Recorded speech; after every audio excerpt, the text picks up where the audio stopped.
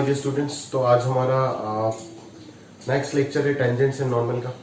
और आज बेसिकली देखो board exam point of view से जो बातचीत था वो पिछले लेक्चर में अपन निपटा दिए थे। ठीक है, पूरा दुनिया में जितना भी पढ़ाया जाता है उससे ज्यादा उसी लेक्चर में खत्म कर दिए थे सारे चीज। ठीक है, अभी अगर मैं बोर्ड्स के लिए शीट दे दूं आपको तो सफिशियंट है। ठीक है, बट फिर भी और 2-3 घंटा पढ़ाएंगे और वो जे के लिए होगा। और कुछ सब्जेक्टिव प्रॉब्लम जरूर आपका शीट में जो एक्सरसाइज 1-3 है ना वो मिक्स किया हुआ है एक साथ। ठीक है, तो कुछ सब्जेक्टिव प्रॉब्लम जो डिफिकल्ट है और पहले आते थे, आज से 15 साल पहले आते थे, बोर्ड एग्जाम में ही आते थे। और मतलब डिफिकल्ट कंसेप्ट वाइज तो बिल्कुल नहीं, बट सिंप्लीफिकेशन उनका डिफिकल्ट हो जाता है टेंजेंट नॉर्मल के प्रॉब्लम्स में। ठीक है, तो उसको आपको थोड़ा सा एक बार अच्छे से समझ में आना चाहिए और बढ़िया से उनको करना चाहिए प्रॉपरली। ठीक है, तो वो सारी चीज आप एक बार ध्यान से देखिए प्रॉपरली। ठीक है, मैं यहाँ पे जितने भी सवाल लिया हूँ सब में मैं स्टार करके रखा हूँ। देखो कुछ क्वेश्चंस वो आपके प्रिसाइसली बोर्ड एग्जाम्स के लिए है और बाकी यहाँ पे जो भी क्वेश्चंस है वो angle of intersection between two curves है। ठीक है, दो कर्व्स के बीच का एंगल आपको निकालना है, वो किस प्रकार से निकाले जाते हैं वो हम सीखेंगे। तो वो बोर्ड एग्जाम में सिलेबस में नहीं है, नहीं दिया हुआ है एनसीईआरटी सिलेबस में वो चीज। तो वो हम प्योरली जेईई के पॉइंट ऑफ व्यू से करेंगे। मेंस में ही पूछा जाता है, एडवांस में पूछे जाते हैं। ठीक है, तो और उसके बाद भी 51 के बाद भी जो भी और 50 क्वेश्चन दिए गए हैं शीट में उसमें भी क्वेश्चन मिक्स किया हुआ है ना। जेईई पॉइंट ऑफ व्यू से भी स्पेसिफिक क्वेश्चन है और कुछ subjective problems board point of view से भी है, जो बोर्ड एग्जाम में आने के चांसेस तो बहुत कम है। अगर बहुत ही डिफिकल्ट पेपर सेट करने का मन करता है तभी जाकर के चॉइस होगा, बट एज ए टीचर कराना मेरा रिस्पॉन्सिबिलिटी और आपको भी करने का रिस्पॉन्सिबिलिटी है आपका। ठीक है, तो आप पूरा कर लीजिएगा इनको, उसके बाद जाकर के हम चैप्टर को खत्म करेंगे। But NCERT point of view से अगर देखने का कोशिश करें तो पिछले लेक्चर में ही कंप्लीट हो गया था। ठीक है, 2 घंटे के आसपास का लेक्चर था। अभी देखिए, अभी मैं कुछ इंपॉर्टेंट थियरी पॉइंट्स में बात करूंगा। ठीक है, तो वापस बोल रहा हूं मेथड ऑफ डिफरेंशिएशन की तरह इस चैप्टर में भी थियरी वाला पोर्शन जो है वो जेईई पॉइंट ऑफ व्यू से वो उधर भी आपका इनवर्स फंक्शन, डिफरेंशिएशन, डिटरमिनेंट और वो था आपका फंक्शनल रूल है ना, सॉल्विंग। तो उधर भी लिमिटेड था, इधर भी लिमिटेड है, तो ज्यादा उसको छोड़ने का कोशिश मत कीजिए। सारे बच्चे पढ़ लीजिएगा, उसको समझ में आ रहा है अगर आप पढ़ सकते हैं। अगर आपके पास ऐसा लग रहा है कि आपको समय का कमी है या फिर आप पढ़ नहीं सकते हो तो बस आज का अभी ये लेक्चर जो बन रहा है लेक्चर नंबर 2 और लेक्चर नंबर 3 से बस छांट के वो क्वेश्चंस कर लीजिएगा जो मैं लेक्चर में स्टार्ट देकर के कराऊंगा। That is for board exams, chances बन सकते हैं ये क्वेश्चन पूछने के लिए। और जेईई के लिए तो सब कुछ चाहिए देखिए। ठीक है, वो आपका माइंड डेवलप करने का चीज है, वो तो आपको हर तरफ से क्वेश्चन को अटैक करना होगा। ठीक है, चलो तो शुरू करते हैं। मैं कुछ जो थियरी आपका बाकी रह गया था पेज नंबर 3, 4, 5 में उनके ऊपर एक बार बातचीत कर लेता हूँ। जैसे वो बातचीत अपन खत्म करेंगे तो हम ये क्वेश्चंस की ओर आगे बढ़ेंगे। ठीक है, देखो पेज नंबर 3 में, पेज नंबर 2 का थियरी तक मैंने कल डिस्कस कर लिया था, उसके बाद क्वेश्चन भी करा दिया था। फिर देखो यहाँ पे पेज नंबर 3 में बोला जा रहा है another methods to find the equation of tangent. वो याद है आपको, t बराबर 0 है ना। क्लास 11th में कॉनिक्स और सर्कल में हम लोग करते करते करते करते थक गए थे, याद है ना। ये मान लेते कोई भी आपका एक जनरल 2 डिग्री कर्व है, plus twice hxy plus twice gx plus twice fy plus c बराबर 0। इस जनरल 2 डिग्री कर्व के अंदर पेयर ऑफ स्ट्रेट लाइन होता है, पैराबोला होता है, hyperbola, ellipse, rectangular, hyperbola, circle, बहुत सारे कर्व्स होते हैं। ठीक है, चलो तो इसके ऊपर अगर किसी भी पॉइंट में अगर आपको टेंजेंट लिखना है तो डायरेक्टली आप उसी पॉइंट पे क्या लिख दो, t बराबर 0 लिख दो, तो टेंजेंट का इक्वेशन आ जाएगा। आप बोलोगे सर टेंजेंट तो आ गया, नॉर्मल कैसे आएगा? भाई पॉइंट अगर तेरे को दिया ही रहेगा, पॉइंट दिया रहेगा तभी तो t इक्वल टू 0 लिख पाएगा ना डायरेक्टली, नहीं तो बेसिक से ही करना होगा, है ना। तो t बराबर 0 अगर लिख देगा तो टेंजेंट का इक्वेशन आ जाएगा। अगर टेंजेंट आ गया तो उसका y equal to mx plus c format में लेके जाके उसका स्लोप निकाल दोगे m, और अगर स्लोप पता चल गया टेंजेंट का तो नॉर्मल का स्लोप आ जाएगा -1/m, और पॉइंट तो पता ही है, इक्वेशन लिख देंगे, खत्म बात। क्लियर है? चलो आपको मैं वो रिकॉल करा देता हूं कि एग्जैक्टली हम टर्म्स को क्या लिखते थे। अगर मेरा एस सिस्टम में ये सारे चीज दिया गया है, x square, y square, xy, x, y constant term, ठीक है, इन सबको जब हम टेंजेंट लिखने जाते हैं किसी भी पर्टिकुलर पॉइंट पे तब कैसे ट्रीट करते हैं ये सारे डिफरेंट टर्म्स को। एक्स स्क्वायर को अपन क्या लिख देते थे, याद है, एक्स को तो रख देते थे और एक और जो एक्स है उसको वो पॉइंट डाल देते थे, एक्स एक्स वन। क्लियर है, याद आ गया होगा आपको, कॉनिक्स में बहुत कराया ये सब। ठीक है, वाई स्क्वायर को अपन वाई इंटू एक और वाई की जगह पे वाई वन डाल देंगे। एक्स वाई पे क्या लिखेंगे, एक्स वाई पे अपन क्या करेंगे, एक्स एक्स इंटू, इसको तो पहले हाफ से मल्टीप्लाई करके ट्वाइस एक्स वाई बना दो। अभी इस ट्वाइस एक्स वाई को अपन क्या लिख सकते हैं, x y plus x y upon 2।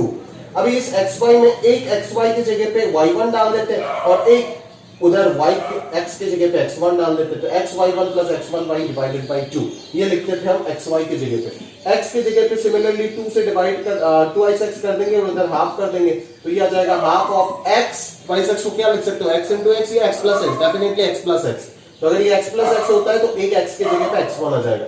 Similarly ये half of y plus y1 और कांस्टेंट टर्म तो सेम रहता है, उनमें कोई चेंजेस नहीं आता है। तो ये सारी चीज ऑलरेडी ऑफिशियली मैंने आपको कॉनिक्स में बहुत अच्छे से पढ़ा दिया था, बहुत मेहनत करके, बहुत टाइम लेकर के।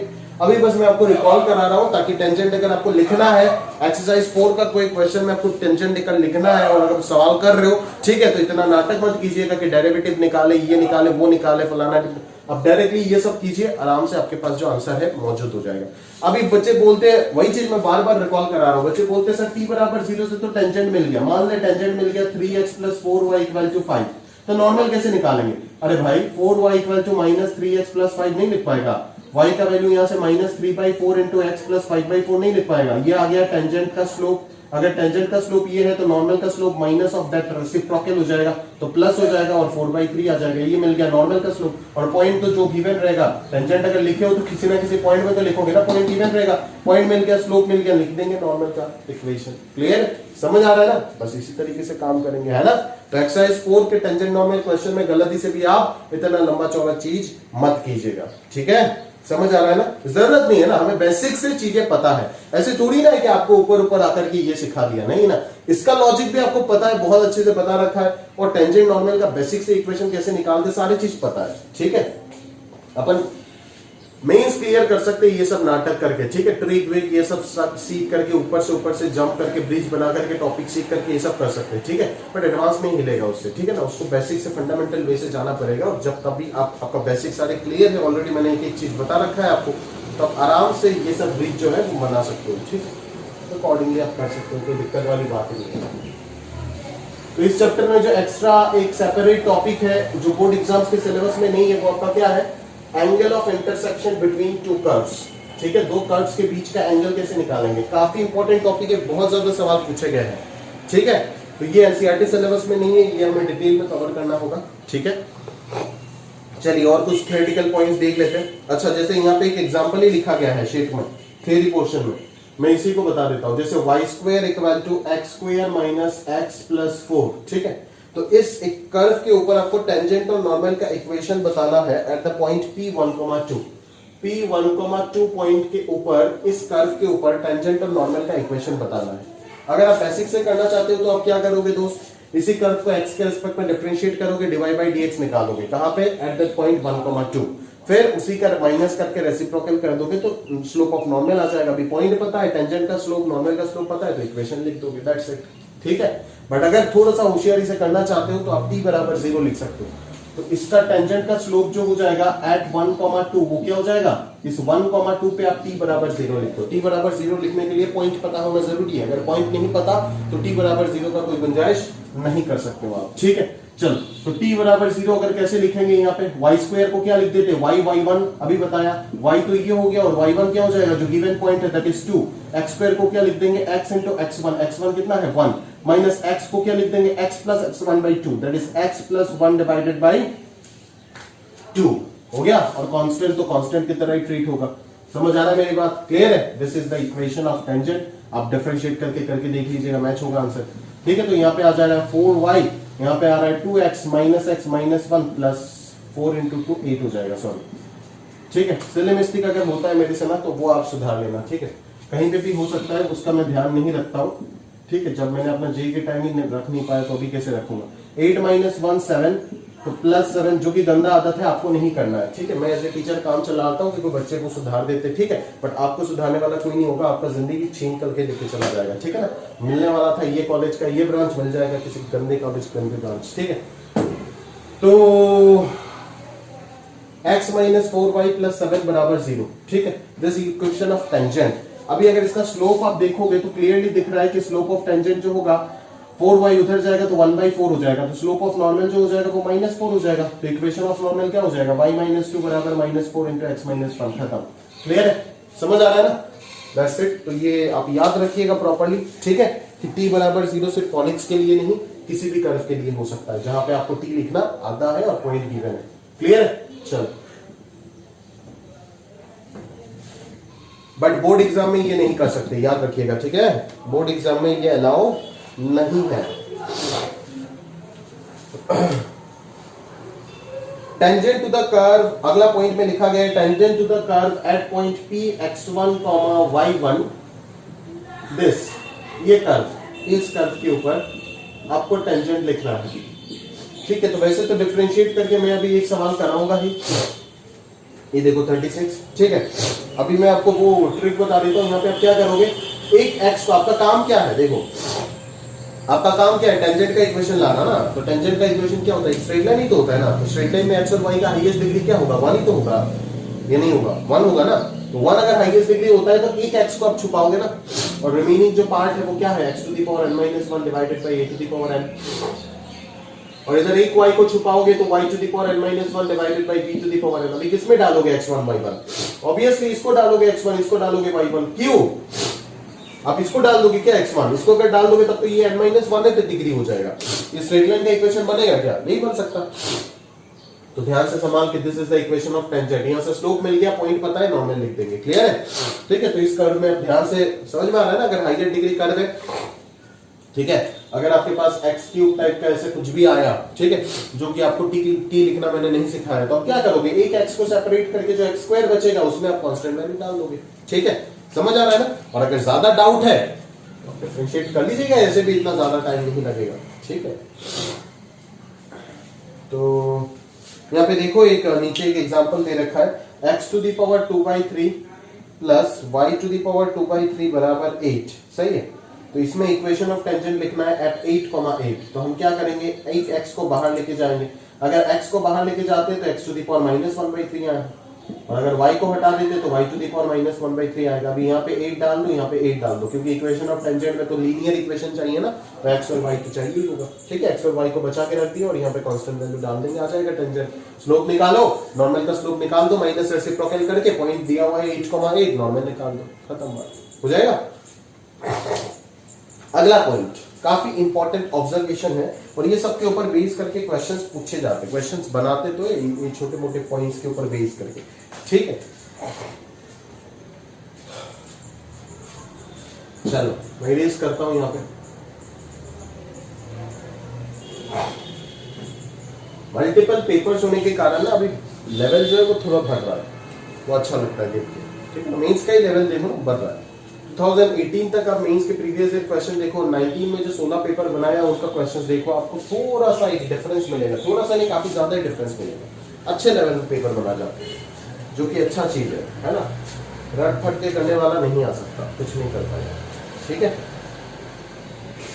रट के बोर्ड में 100 में 100 आ सकता है, उसको लेकर के संतुष्ट रहो।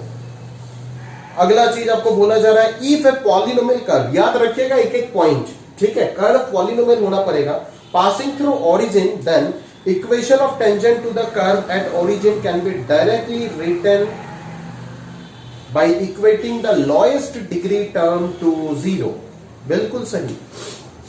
जैसे मान लो मेरे पास कोई भी एक कर्व है इस प्रकार से, b2xy प्लस c2y² बराबर 0।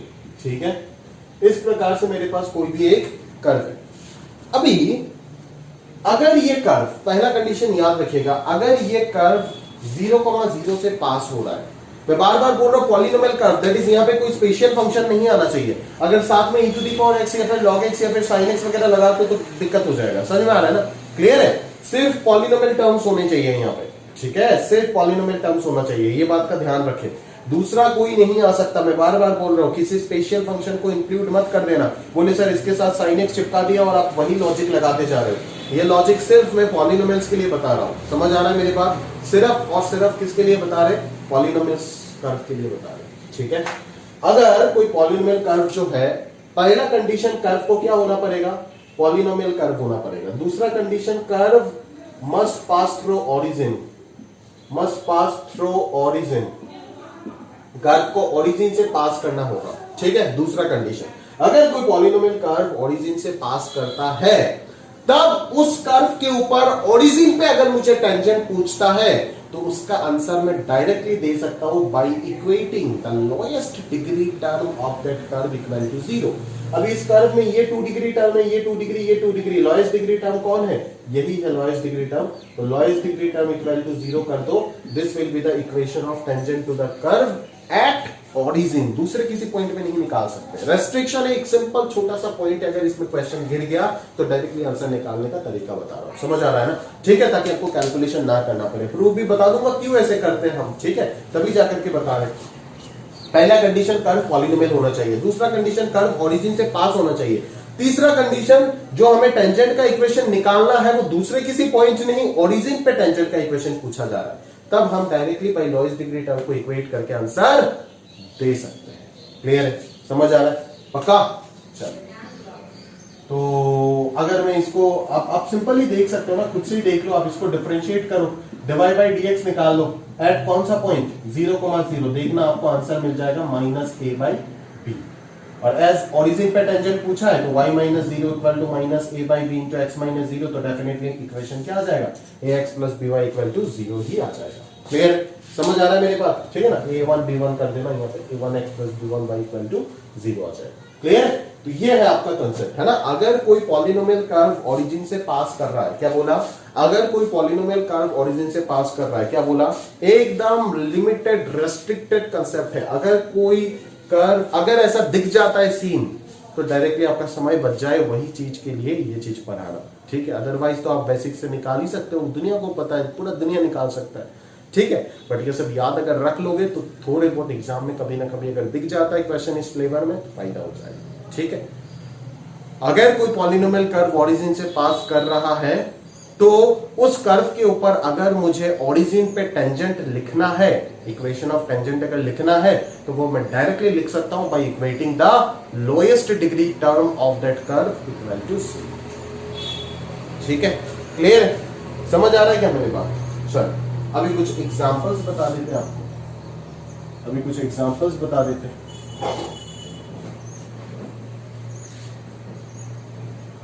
अभी कुछ एग्जांपल्स बता देते हैं, जैसे ये कर्व है x² + y² plus 2x minus 3y equal to 0, और इसका टेंजेंट लिखना है आपको एट 0,0, ठीक है। एक और कर्व लेते हैं, एक और कर्व लेते हैं, ये है x³ + y³ plus x² minus x plus 2y equal to 0। एक और कर्व दिया हुआ है x⁴ plus y⁴ plus x² minus 4y² equal to 0। और एक हाँ, और एक कर्व दिया हुआ है x⁴ plus y⁴ equal to x² plus y²। और दिया हुआ है क्या, हाँ, और एक दिया हुआ है x³ plus y³ equal to 3xy। तो 5 एग्जाम्पल सफिशिएंट है। तो यहाँ पे बेसिकली आपको करना क्या है दोस्त, ओरिजिन पे आपको टेंजेंट का इक्वेशन लिखना है। टेंजेंट का इक्वेशन लिखना है कहां पे, एट 0,0। तो आप क्या जानते हो कि सारे के सारे कर्व देखो 0,0 से पास हो रहा है, 0 0 पुट करो, सेटिस्फाई करेगा। मतलब ओरिजिन पे अगर मुझे टेंजेंट पॉलिनोमियल कर्व से सारे के सारे 0,0 से पास हो रहा है। अभी अगर टेंजेंट एट ओरिजिन लिखना है तो डायरेक्टली कैसे लिख सकते हैं, by equating the lowest degree term to 0। तो इसका लोएस्ट डिग्री टर्म को 0 कर दो, that is y6 - 3y equal to 0 is the equation of tangent to this curve at 0,0। खत्म, समझ में आ रहा है। यहाँ पे अगर मैं पूछता हूँ तो लोएस्ट डिग्री टर्म कौन है, ये है, तो x - twice y equal to 0 हो गया, ठीक है। अगर मान लो यहाँ पे भी मान लो ये x⁴ आ जाता तो लोएस्ट डिग्री टर्म कौन होता, सिर्फ twice y होता, तो सिर्फ twice y इक्वल टू 0 तब बोलते। क्लियर है, समझ आ रहा है। अच्छा, यहाँ पे देखो, यहाँ पे देखो कौन होगा, x² minus 4y² equal to 0। That is यहाँ पे क्या आएगा, x equal to plus minus 2y, एक हो जाएगा x इक्वल टू 2y और ये हो जाएगा x equal to minus 2y। अभी एक मजे का चीज बोलूंगा यहाँ पे, समझ आ रहा है क्या, अभी मजे का चीज बोलूंगा, ध्यान से देखिएगा प्रॉपर्ली।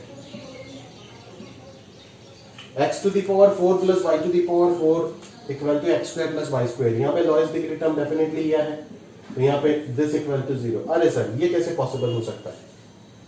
ये पॉसिबल हो सकता है क्या? ये तो सिर्फ तभी पॉसिबल होता है जब x y दोनों 0,0 हो जाएगा। समझ में आ रहा है ना? क्लियर है? तो क्या x और y का वैल्यू सिर्फ 0 0 ही पॉसिबल है क्या? नहीं। समझ में आ रहा है क्या? और यहाँ पे अगर lowest degree term equal to 0 करूँ तो ये x into y equal to 0 आ जाएगा। यही तो, ये 3 डिग्री ये 2 डिग्री टर्म है, तो यही तो 0 होगा। तो यहाँ से भी 2 आ रहा है, x equal to 0 y equal to 0। ठीक है, तो ये सब बेसिकली हम लोग ग्रेजुएशन में जाकर के पढ़ते हैं। कर्व स्केचिंग नामक एक टॉपिक आता है जहां पे हमें इन डिटेल में ये सब के बारे में पता चलता है ना, एसिम्प्टोट वगैरह ये सब को इन डिटेल में। आपको जो लास्ट एओटी का टॉपिक है ग्राफ्स, उसमें जरूर ये सब का मैं थोड़ा बहुत आपको करा करके दूंगा अनऑफिशियली, बिकॉज ऑफिशियली ये जेईई का सिलेबस में भी नहीं है, बट फिर भी अगर मैं देखूं तो ध्यान से समझने का कोशिश करूं। अगर मैं इस टेंजेंट के ऊपर नॉर्मल पूछता हूं तो आप क्या जवाब दोगे? आप बोलोगे ये है नॉर्मल। अगर मैं इस टेंजेंट के ऊपर नॉर्मल पूछता हूं तो आप बोलोगे ये है नॉर्मल। अगर मैं इस टेंजेंट के ऊपर नॉर्मल पूछता हूं तो आप बोलोगे ये है नॉर्मल। अगर मैं इस टेंजेंट के ऊपर नॉर्मल पूछता हूं तो आपको बोलोगे ये नॉर्मल। तो ऐसा कर्व क्या दुनिया में एग्जिस्ट करता है जिसके ऊपर एक पॉइंट में जो टेंजेंट बनाया वही नॉर्मल बन जाएगा और जो नॉर्मल बनाया वही टेंजेंट बनाएगा? हाँ बिल्कुल एग्जिस्ट करता है। समझ में आ रहा है ना? और इस फेमस कर्व का नाम भी याद रखो, इसको बोलते हैं फोलियम ऑफ डिस्कर्टिस। ठीक है, फोलियम ऑफ डिस्कर्टिस। ठीक है, बाद में पढ़ोगे, मैं कर्व का स्केचिंग आपको बता देता हूं। बेसिकली जो कर्व है वो बड़ा खूबसूरत सा कर्व दिखता है इस प्रकार से, मैं आपको बताता हूं। इस तरीके से आता है, यहाँ पे टच करता है, ऐसे होता है, इस तरीके से चला जाता है। ठीक है, दिस इज योर x बराबर 0 and this is your y बराबर 0। Sorry, this is your y बराबर x बराबर 0 and this is your y बराबर 0। क्लियर? अभी आप ध्यान से देखो कि 0,0 पे वो x इक्वल टू 0 टेंजेंट का काम कर रहा है, वही 0,0 पे x इक्वल टू 0 नॉर्मल का भी तो काम कर रहा है ना, क्योंकि इस टेंजेंट के ऊपर परपेंडिकुलर है। अभी इस 0,0 पे y इक्वल टू 0 भी कभी ना कभी इस वाले पोर्शन के ऊपर टेंजेंट का काम कर रहा है और इस वाले पोर्शन के ऊपर नॉर्मल का काम कर रहा है। समझ में आ रहा है ना? तो ये फेवरेबल कर्व है। इस प्रकार के कर्व सब याद रखो, डायरेक्टली बहुत फायदे में रहोगे। समझ आ रहा है ना? और उससे बाकी बहुत आगे रहोगे और फायदे में रहोगे बहुत ज्यादा। क्यों?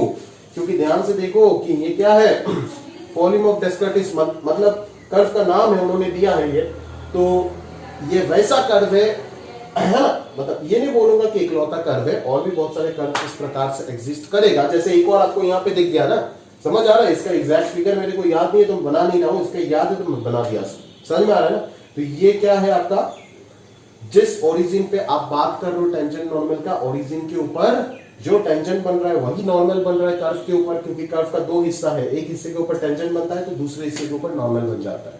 ठीक है, तो ये दोनों एक ही पॉइंट में कर्व के ऊपर टेंजेंट भी बन रहा है, नॉर्मल भी बन रहा है। तो अगर जे कभी भी एडवांस में पूछ देता है किसी ऑप्शन में जाकर के क्या ऐसा कोई कर्व एग्जिस्ट कर सकता है जिसमें सेम पॉइंट में कर्व के ऊपर टेंजेंट भी हो, नॉर्मल भी हो, एक ही लाइन, ऐसा पॉसिबल हो गया, तो बिल्कुल जवाब ट्रू दोगे। समझ में आ रहा है ना? क्लियर है? तो ये याद रखिएगा, ये फेमस कर्व होता है आपका, जहां पे ओरिजिन पे जो टेंजेंट बनता है वही नॉर्मल बन जाता है और जो नॉर्मल बनता है वही टेंजेंट बन जाता है। समझ में आ रहा है क्या? क्लियर है? और वो दोनों इक्वेशन है x equal to 0 y equal to 0। तो जब भी आपके पास ऐसा सीन आ जाएगा जहां पे x इक्वल टू 2y को अगर आप नॉर्मल निकालोगे तो सेकंड वाला टेंजेंट मिल रहा है, और इसका अगर आप नॉर्मल निकाल रहे हो तो सेकंड फर्स्ट वाला टेंजेंट मिल रहा है, तो आप समझ जाना कि ओरिजिन पे जो टेंजेंट बन रहा है वही नॉर्मल का काम कर रहा है, जो नॉर्मल बन रहा है वही टेंजेंट का काम कर रहा है। समझ आ रहा है मेरी बात? क्लियर है? पक्का? कोई डाउट वगैरह नहीं है ना? बस ऐसा भी कर्व्स होता है मेरा, जहां तक मुझे फिगर याद है, और बहुत सारे कर्व्स जैसे पॉसिबल होते हैं। ठीक है ना? बहुत सारे कर्व्स ऐसे पॉसिबल होते हैं। समझ में आ रहा है? जैसे देखो, ये यहाँ पे ऐसे आपको मिल जाएगा दो चीज, जैसे यहाँ पे y इक्वल टू x/2 एक मिला तो ऐसे हो जाएगा, और y equal to minus x/2 मिला तो वो ऐसे हो जाएगा। समझ में आ रहा है ना? तो देखो ना, ओरिजिन पे ये टेंजेंट बन रहा था इस हिस्से के ऊपर, इस हिस्से के ऊपर टेंजेंट बन रहा था तो इस हिस्से के ऊपर नॉर्मल बन गया। देखो, ठीक है? और ये वाला लाइन जो है वो इस हिस्से के ऊपर टेंजेंट बन रहा था तो इस हिस्से के ऊपर नॉर्मल बन गया। समझ में आ रहा है ना? ठीक है? तो ऐसे ऐसे कर्व्स को अपन फोलियम बोलते हैं, फोलियम। ठीक है?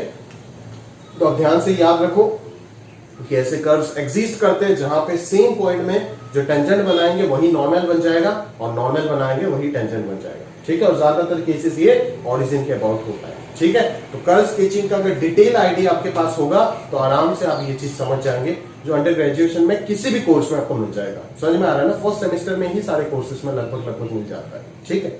चलो, ऑर्डिनरी बीएससी करोगे तब भी जाकर के आपको मिल जाएगा मैथमेटिक्स में, ठीक है। डिफरेंशियल कैलकुलस का थोड़ा सा एडवांस स्टडी करोगे, जो कि मैं करा दूंगा आपको ग्राफ वाले चैप्टर में, आप चिंता मत करो, ठीक है। चलो,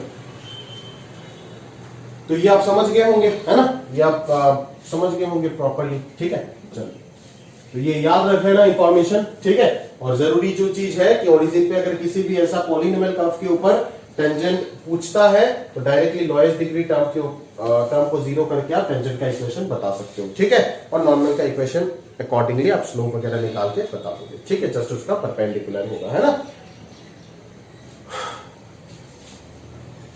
provided the curve must pass through origin, ठीक है। अच्छा, वो वाला पॉइंट बताया नहीं था, वो एक और बीच में फोर्थ वन जो है मिस हो गया था। यहाँ पे क्या आ रहा है आपका x square plus Y square equal to zero type का कुछ बन रहा है ना, ये पॉसिबल ही नहीं है, देखो, ठीक है। ये पॉसिबल ही नहीं है, ये कोई टेंजेंट का इक्वेशन हो सकता है क्या? ये कोई स्ट्रेट लाइन का इक्वेशन बन ही नहीं सकता है, इसीलिए इस कर्व में कोई टेंजेंट एग्जिस्ट ही नहीं करेगा, ठीक है। इसका जो कर्व होता है वो कुछ इस प्रकार से होता है, देखिएगा आपका शीट में बना हुआ है, ठीक है ना, कुछ इस प्रकार से होता है ना।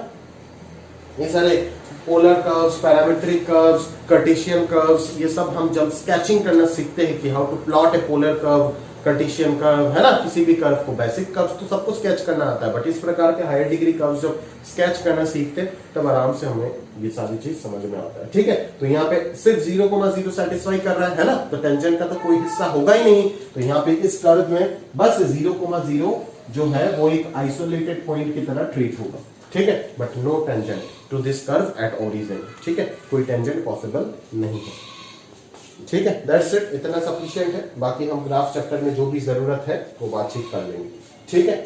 चलिए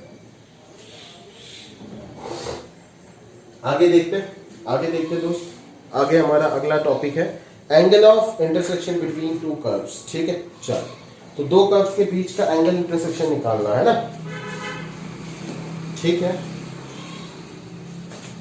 angle between two curves, angle between two curves, ठीक बात है।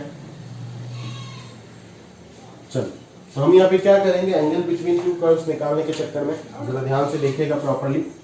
मान लीजिए ये हमारा एक कोऑर्डिनेट सिस्टम है, यहाँ पे एक कर्व है हमारा C1 और यहाँ पे एक और कर्व है C2, ठीक है।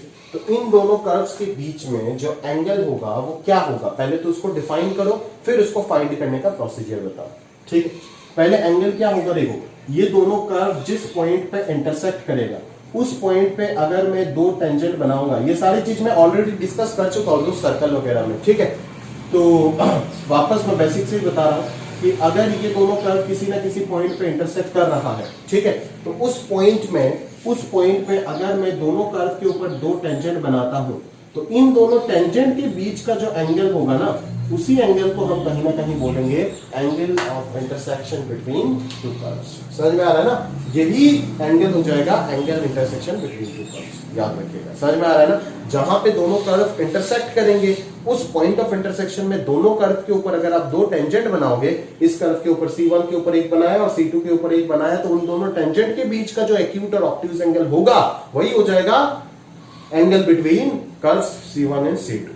समझ में आ रहा है ना, जो एक्यूट है वो एक्यूट होगा, जो ऑब्ट्यूज है वो ऑब्ट्यूज हो जाएगा। क्लियर है, समझ में आ रहा है। चलो अभी बोलो सर, डिफाइन तो कर लिए, अभी बोलो कि इसको निकालेंगे कैसे, ठीक है। निकालोगे कैसे, उसका प्रोसीजर बताओ।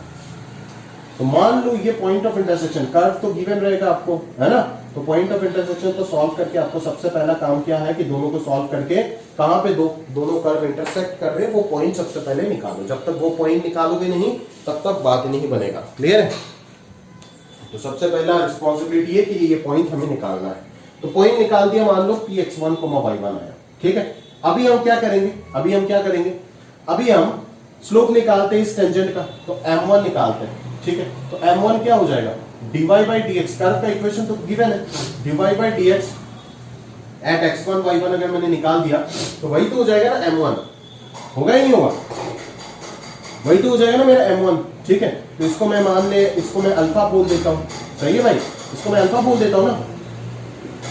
या फिर मान लो ये आपका एक्यूट एंगल है थीटा और ये आपका ऑब्ट्यूज एंगल है पाई माइनस थीटा, ठीक है। हम थीटा निकालने के बारे में सोच रहे हैं या फिर कुछ भी निकालते हैं, मैं आपको बताता हूँ एग्जैक्टली होता क्या है।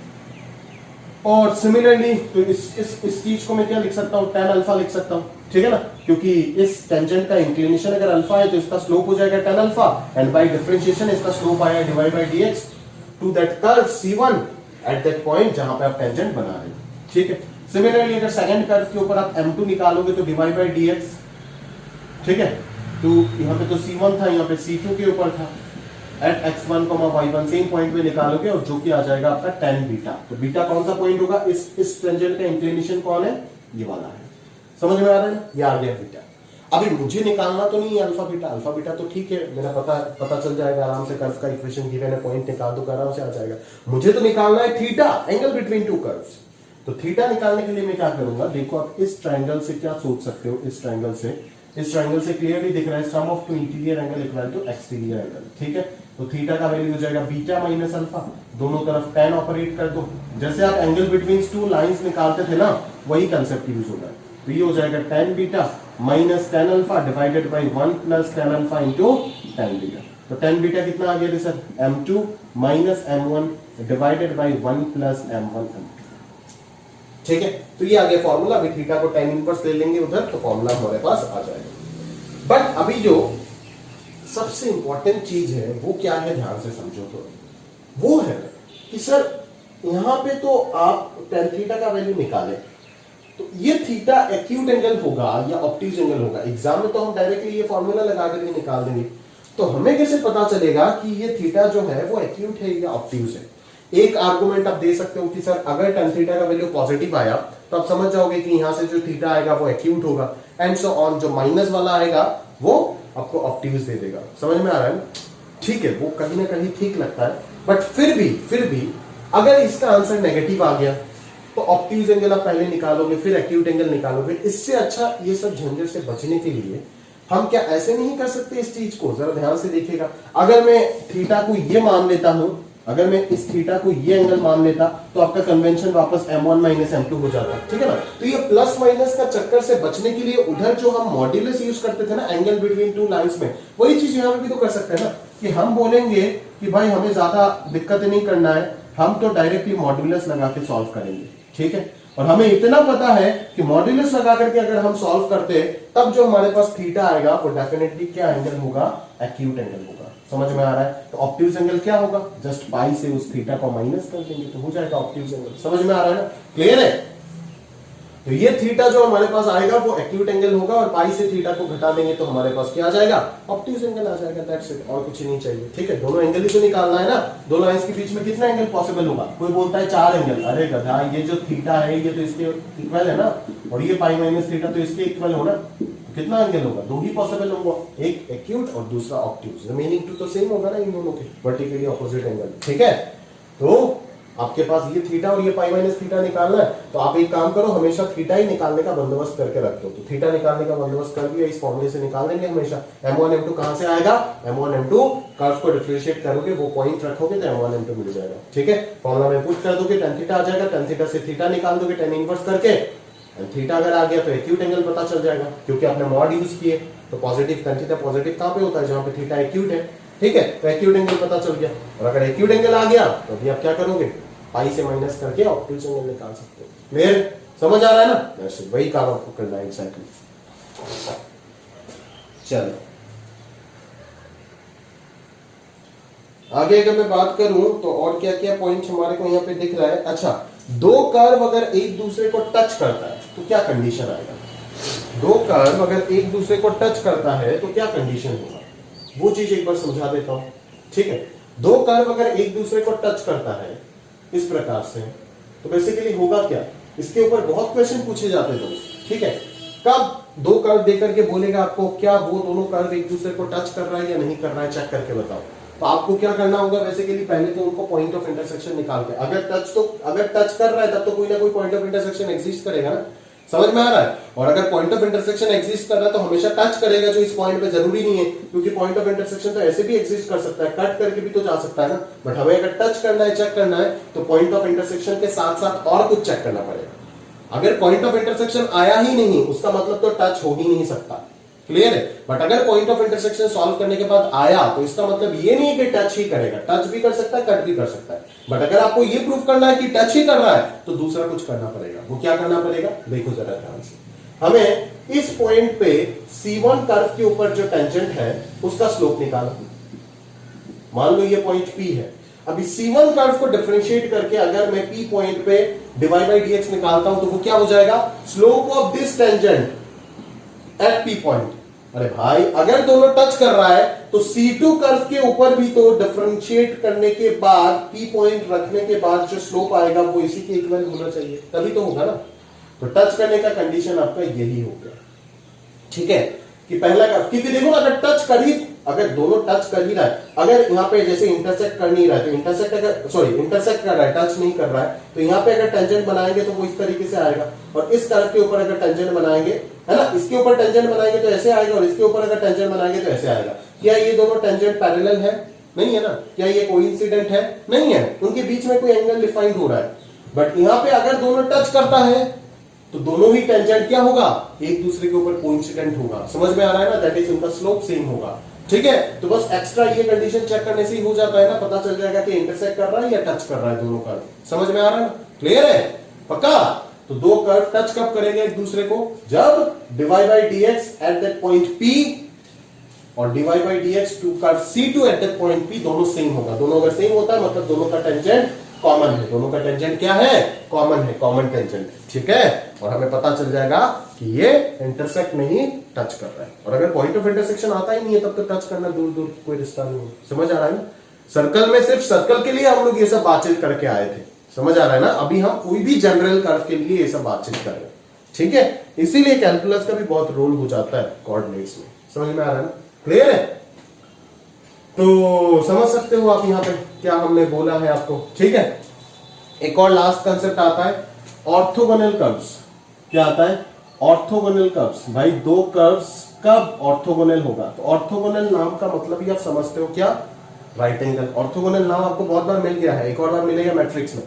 तो राइट एंगल मतलब जो अगर दो कोई भी कर्व है जो एक दूसरे को राइट एंगल में इंटरसेक्ट कर रहा है, दैट इज ये टेंजेंट और ये टेंजेंट के बीच का एंगल अगर 90 डिग्री है, तो हम क्लियरली कमेंट कर पाएंगे कि दोनों की दोनों कर्व्स ऑर्थोगोनल कर्व्स है। याद है ना? ऑर्थोगोनल सर्कल्स समझ में आ रहा है? जो पॉइंट ऑफ इंटरसेक्शन है, जो पॉइंट ऑफ इंटरसेक्शन होता है सर्कल का, इसके ऊपर टेंजेंट बनाते, इसके ऊपर टेंजेंट बनाते, अगर ये 90 डिग्री हो जाता है तो ये ऑर्थोगोनल कर्व्स होगा। और अगर ये ऑर्थोगोनल कर्व्स है तो सिमेट्री से आप प्रूव भी कर सकते हो कि ये टेंजेंट जो है वो इसका सेंटर, इसके इस पॉइंट पे जो टेंजेंट होगा वो इसका सेंटर से पास करेगा, और इस पॉइंट पे जो टेंजेंट होगा वो इसका सेंटर से पास करेगा। याद है ना सर्कल में? तो वही चीज है ऑर्थोगोनल कर्व्स। ऑर्थोगोनल कर्व्स क्या है आपका?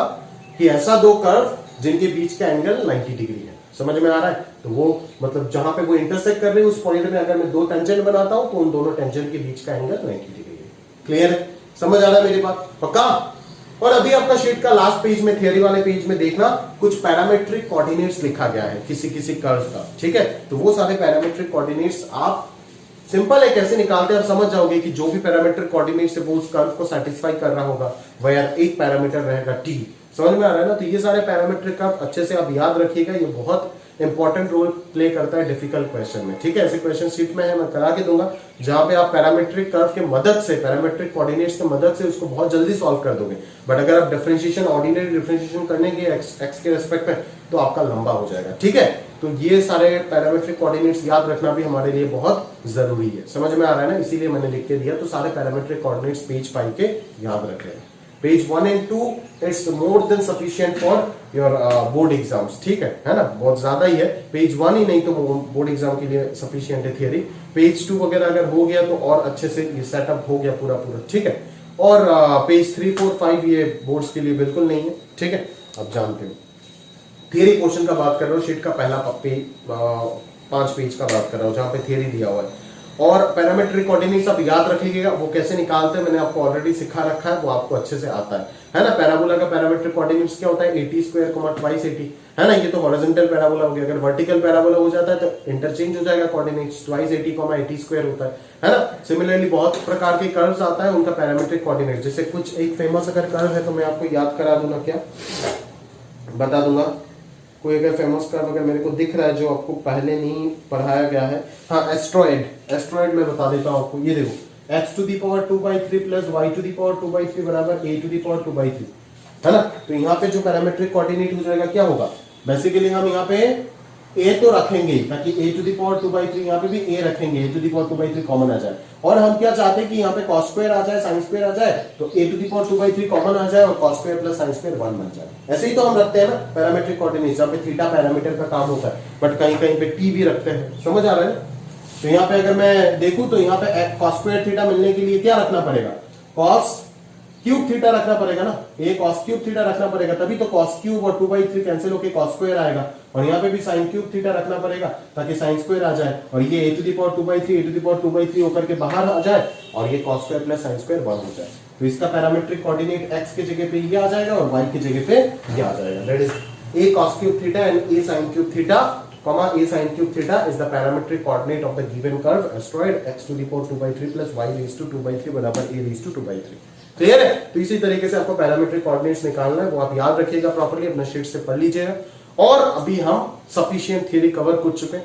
अभी आज का जितना भी रिमेनिंग लेक्चर का पोर्शन है उसमें हम सिर्फ क्वेश्चन करेंगे। नेक्स्ट लेक्चर में भी जो आएगा उसमें भी सिर्फ हम क्वेश्चन करेंगे, ठीक है, और हमें जरूरत नहीं होगा, ठीक है।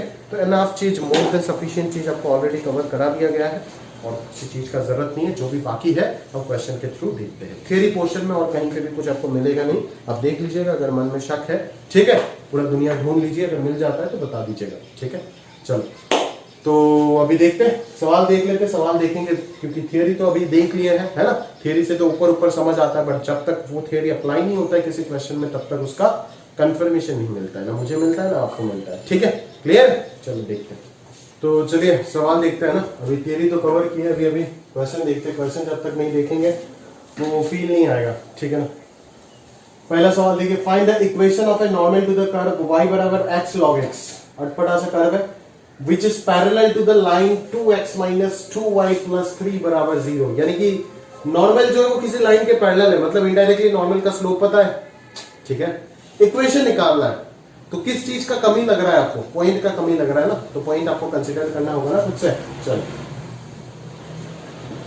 तो let the normal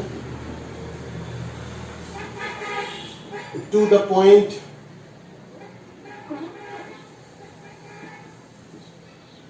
normal to the curve y बराबर x log x at p h comma k is parallel to 2x minus 2y plus 3 बराबर 0, ठीक है। तो parallel to 2x minus 2y plus 3 बराबर 0, ये हो गया आपका पहला एजम्पशन, ठीक बात है।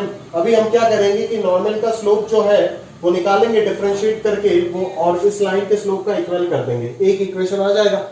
एच कोमा की यहाँ पे सेटिस्फाई करेगा, दूसरा इक्वेशन आएगा, सॉल्व करेंगे, एच क्या आएगा, अगर एच क्या आ गया तो रामायण हो गया ना पूरा, और कुछ चाहिए नहीं हमारे को, ठीक है। तो हम सबसे पहले क्या करेंगे, differentiating the curve with respect to x, क्या आएगा, dy अपॉन dx आ जाएगा, जो कि x इंटू लॉग एक्स का डेरिवेटिव हो जाएगा, दैट इज आपका 1 upon x plus log x into differentiation of x, that is कितना 1 हो जाएगा। तो ये आ जाएगा आपका 1 प्लस लॉग एक्स हो जाएगा, क्लियर है। चलो अभी अगर आगे बात करें तो ये 1 प्लस लॉग एक्स है। अभी हमारे को क्या करना है, एट दैट पॉइंट ही निकालना है slope, therefore slope of normal at P H comma K M of N equal to 1 plus log H हो जाएगा। और बच्चे बोलेंगे अच्छा पहले तो हम ये निकाल करके वो परपेंडिकुलर माइनस करके परपेंडिकुलर करते हैं ना, हाँ बिल्कुल, ये टेंजेंट का स्लोप है, ठीक है। तो स्लोप ऑफ नॉर्मल हम निकाल देंगे, m of N equal to minus of 1 divided by 1 plus log h करके, क्लियर है, ये आ गया slope of normal. As the normal is parallel to the line, as the normal is parallel to the line, parallel to 2x minus 2y plus 3 बराबर 0, therefore m of n is equal to कितना होगा, इस line का slope कितना है, 1 है, clearly दिख रहा है, that is minus 1 upon 1 plus log H का वैल्यू हो जाएगा 1, that is 1 plus log H हो जाएगा आपका माइनस 1, तो लॉग एच का जो वैल्यू हो जाएगा वो हो जाएगा -2। सही है दोस्त, यहाँ पे बेस वगैरह दिया नहीं है, जब भी बेस नहीं देता मैथमेटिक्स में अपन उसको ई ही कंसीडर करते हैं, तो यहाँ से एच का वैल्यू आ गया 1 अपॉन ई स्क्वायर। सही है, चलो तो अभी हम k निकालना है बस, और k कर्व पे सेटिस्फाई करेगा। As h comma k is any point on the curve, as h comma k is any point on the curve, therefore k बराबर क्या हो जाएगा, h log h हो जाएगा। सही है, तो h यहाँ पे कितना आएगा दोस्त, h बोल कितना आएगा, 1 by e square into log of e raise to -2, तो ये कितना आ जाएगा -2, बाहर आएगा लॉग ए बी 1 और नीचे तो ई स्क्वायर है ही, तो h को माके मिल गया ना, समझ आ रहा है मेरी बात। देयरफॉर क्या करें, इक्वेशन ऑफ टेंजेंट लिखेंगे ना, therefore equation of tangent at, कहां पे लिखना है, equation of tangent at 1 by e square, sorry normal का इक्वेशन निकालना था मैं, to the curve at this point लिख देना, normal to the curve at that point कौन सा, 1 by e square -2 by e square is क्या हो जाएगा, y minus y1, that is -2 by e square equal to m of n into x minus 1 by e square, और m of n कहां से आ जाएगा, ये देख m ऑफ n है, ठीक है ना, नॉर्मल का स्लोप क्या है 1 है, रख दो आंसर आ जाएगा, इक्वेशन मिल जाएगा। क्लियर है, ये सब कार्ड में क्या हम t वगैरह ये सब लगा सकते हैं अगर डायरेक्टली करना है, नहीं, ठीक है ना, t वगैरह ये सारे के सारे हमने किसके लिए सीखे थे, जो भी अभी थ्योरी हमने बातचीत की है पॉलिनोमियल कर्व्स के लिए किए थे, एंगल का बात नहीं कर रहा हूं, एंगल वाले टॉपिक से पहले जो बातचीत किए थे वो पॉलिनोमियल कर्व्स के लिए बातचीत किए थे। ठीक है, चलो तो यहां से आप क्या करोगे, आगे जाओगे और क्या करोगे, हो गया क्वेश्चन, चलो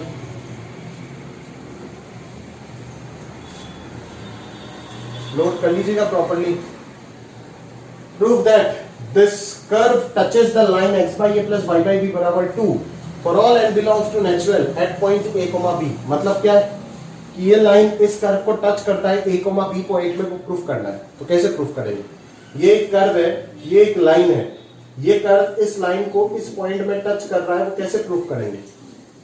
अभी इस पॉइंट पे लाइन का जो स्लोप होगा, हर एक पॉइंट पे लाइन का तो स्लोप कांस्टेंट है, वही रहेगा, पॉइंट के ऊपर थोड़ी ना डिपेंडेंट होगा, कर्व का स्लोप पॉइंट के ऊपर डिपेंड कर सकता है, ठीक है ना। तो लाइन का स्लोप तो हर जगह पे कांस्टेंट है, दैट इज कितना आएगा, अगर मेरे ख्याल से देखो तो मैं -b/a आएगा। तो बेसिकली आपको क्या दिखाना है कि इस कर्व के ऊपर a, b पे जो डेरिवेटिव का वैल्यू होगा वही हो जाएगा ना कि इस लाइन का स्लोप। तो अगर वो मैंने -b/a के इक्वल दिखा दिया तो प्रूफ हो जाएगा कि ये लाइन इस कर्व को टच कर रहा है एट दैट पॉइंट।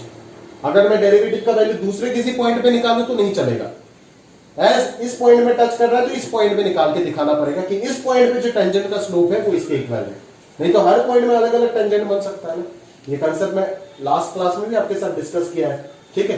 तो आज एक और क्वेश्चन मेरे को दिख गया, इसी पैटर्न में मैं कर देता हूं, कोई दिक्कत वाली बात नहीं है, ठीक है। चलो, x upon a whole to the power n plus y upon b whole to the power n equals 2 touches the line x by a प्लस y by b बराबर 2, ठीक है। तो गिवन कर्व इज, रामायण से जाओ पहले, given curve is this, differentiating with respect to x, differentiating with respect to x क्या आएगा, n into x upon a whole raise to power 1 - 1, बाहर differentiating of x upon a आ जाएगा 1 upon a plus n बाहर लेकर के आया और y by b whole to the power n-1 into derivative of this कितना आ जाएगा 1 by b into dy upon dx, और उधर 2 का डिफरेंशिएशन क्या हो जाएगा 0 हो जाएगा। सही है भाई, क्लियर है। चल आगे बात करते हैं। तो dy बाई dx यहां से क्लियरली निकाल पाओगे क्या, नहीं, मेरे को तो इतना दिमाग नहीं है भाई, अपन तो सिंप्लीफाई करेंगे इसको।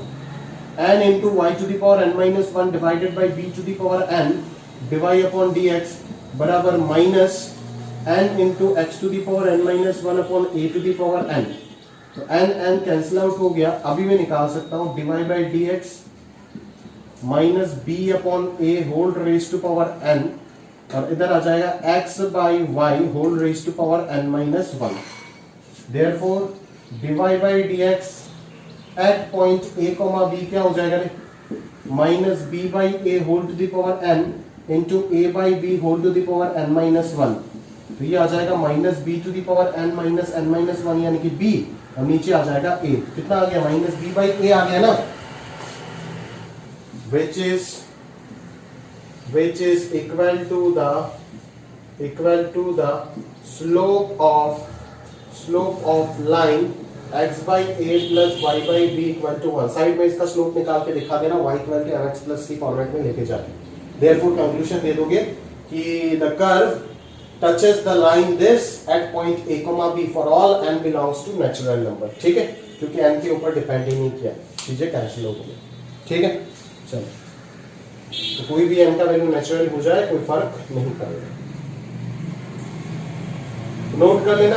हम आगे बढ़ते एंगल निकालना सिखाते हैं आपको। नेक्स्ट क्वेश्चन में देखो, angle of intersection between curves पूछ रखा है आपको। ठीक है, चलो नेक्स्ट क्वेश्चन में मैं एंगल निकालना सिखाता हूं आपको बिटवीन कर्व्स। तो सबसे पहला कंसेप्ट क्या था कि सर सॉल्व करके पॉइंट ऑफ इंटरसेक्शन निकालो कि कर्व्स कहां पे इंटरसेक्ट कर दे। वो जब तक पता नहीं चलेगा तब तक कुछ नहीं कर पाएंगे सर। तो सही है, बिल्कुल सही है, बिल्कुल सही है। चलो, तो गिवन कर्व्स क्या दिया हुआ है, x into y equal to 6 and x square y equal to 12। एक क्वेश्चन अच्छे से लिख के दे रहा हूं, बोर्ड एग्जाम्स में अगर आ जाता है उसके लिए, बट आगे से मैं नहीं लिखूंगा, पहले बता रहा हूं। अगर आपको लिखना है आप लिख सकते हो। ठीक है, तो यहाँ पे सबसे पहले सॉल्व करेंगे। तो y 1 डिग्री पे दिख रहा है तो y को एलिमिनेट कर देते हैं। तो y का वैल्यू यहाँ से 6 अपॉन एक्स निकाल देते, इक्वेशन 1 बन जाएगा। एंड y का वैल्यू यहाँ से 12 अपॉन एक्स स्क्वायर निकाल देते, इक्वेशन 2 बन जाएगा। फ्रॉम 1 एंड 2 अपने पास क्या आ रहा है, 6 अपॉन एक्स बराबर 12 अपॉन एक्स स्क्वायर। ठीक है, तो 6 x square minus 12 x equal to 0। तो x का वैल्यू या तो 0 होगा या तो 2 होगा। देयरफॉर अभी 0 पे तो ये अनडिफाइन हो रहा है, देखो। ठीक है, तो हम लिख देंगे as x can not be 0, y तो डिफाइन ही नहीं होगा 0 पे। Therefore x equal to 2 and from 1 we have y equal to 6 by 2 equal to 3। समझ आ रहा है ना। बोर्ड्स में आंसर लिखते लिखते ना कोई बच्चा जिसको इंग्लिश नहीं आता वो सीख जाएगा। वी हैव विद इन, मैं तो ऐसे ही सीखा है इंग्लिश। ठीक है, मेरा कुछ सफिशिएंट वोकेबुलरी स्टॉक है, ये जो मैथमेटिक्स में बोर्ड एग्जाम में सॉल्यूशन लिखते वक्त यूज होता है, उसी से मैं काम चलाता हूँ। y बराबर 3 है और x बराबर 2 है, तो 2,3 ये हो गया आपका पॉइंट, जिस पॉइंट में ये दोनों नलायक सा कर्व इंटरसेक्ट कर रहा है। इसको तो पहचानता हूँ रेक्टेंगुलर हाइपरबोला, बट इसको नहीं पहचानता हूँ। समझ में आ रहा है। इसको ड्रॉ करने के लिए हमें थोड़ा सा मोनोटोनिसिटी वगैरह यूज करना होगा, जो भी अपन बातचीत नहीं करेंगे। ठीक है, तो ये 2,3 पे इंटरसेक्ट कर रहा है, वही हमारे लिए जानना सफिशिएंट है। देयरफॉर कर्व्स 1 एंड 2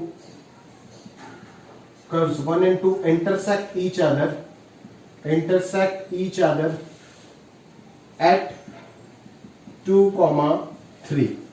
ठीक है, 2,3 पे ये दोनों इंटरसेक्ट कर रहे हैं। Now differentiating curve 1 and 2 with respect to x we have,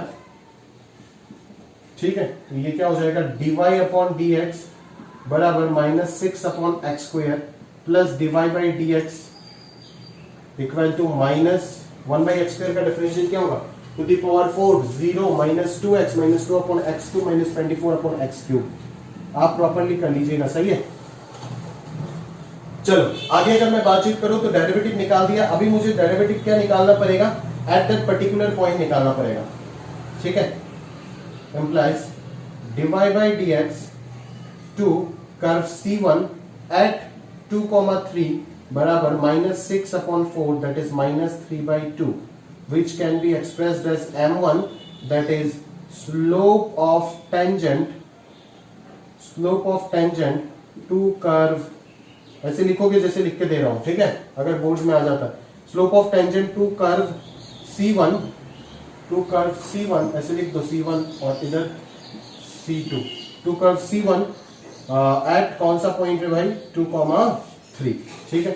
और यहाँ पे आप सिमिलरली dy बाई dx निकाल लोगे कहाँ पे कर्व C2 के ऊपर एट पॉइंट 2,3, तो यहाँ पे आ जाएगा 8 और -24 को कैंसिल करके -3 दे देगा, ठीक है, equal to M2 that is slope of curve tangent to curve C2 at 2,3। Clear है? तो M1 M2 मिल चुका है। अभी लिखना पड़ेगा इफ थीटा बी द, लिखना पड़ेगा, थीटा का इंट्रोडक्शन देना पड़ेगा। If theta be the acute angle between the curves C1 and C2, then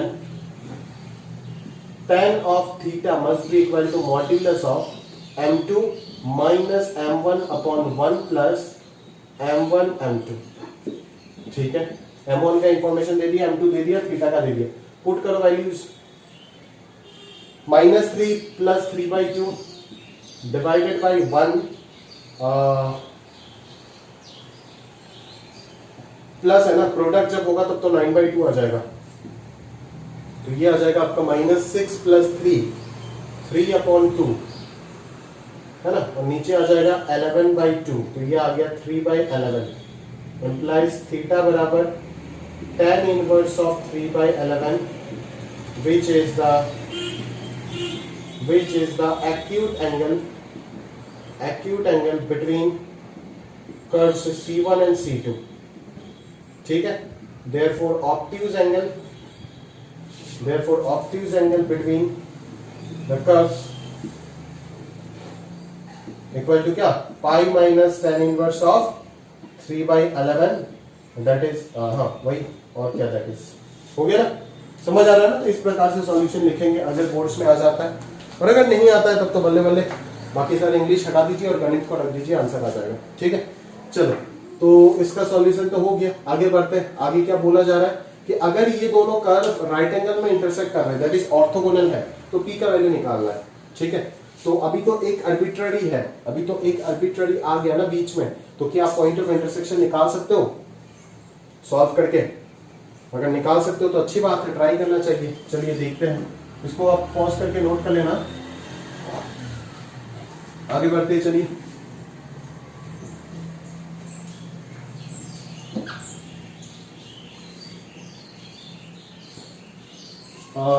find P for which this two curve cut each other at right angles. तो x square का value 9p into 9 minus y है, और इधर से x square का value p into y minus 1 है, y plus 1 है। दोनों ही वर्टिकली अपवर्ड पैराबोला है। ओहो, अपवर्ड तो नहीं पता क्योंकि p का वैल्यू नहीं पता, वर्टिकल पैराबोला इतना बोल सकते हैं। तो दोनों को इंटरसेक्शन पॉइंट पहले निकालते हैं, तभी तो स्लोप निकालेंगे, फिर m1 m2 -1 करेंगे तो p का वैल्यू आएगा, नहीं? चलो, बिल्ली क्या कर रहे हैं? 9p into 9 minus y equal to p into y plus 1। तो यहां से अगर मैं y निकालने के पीछे भागू तो 9py plus py equal to 81p minus p हो गया। तो y का वैल्यू ये 10py हो गया ना, इक्वल टू ये 80p हो गया।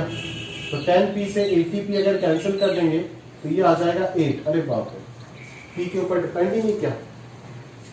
चल, तो ये हो जाएगा हमारा, हाँ ठीक है। अभी देख यहाँ पे मैंने जो कैंसिल किया ना, अच्छा बच्चा मेरे को पूछेगा सर p 0 नहीं हो सकता, आपको कैसे पता चला? क्योंकि अगर p 0 होता है तो फैक्टराइज करके p equal to 0 one of the solution होगा।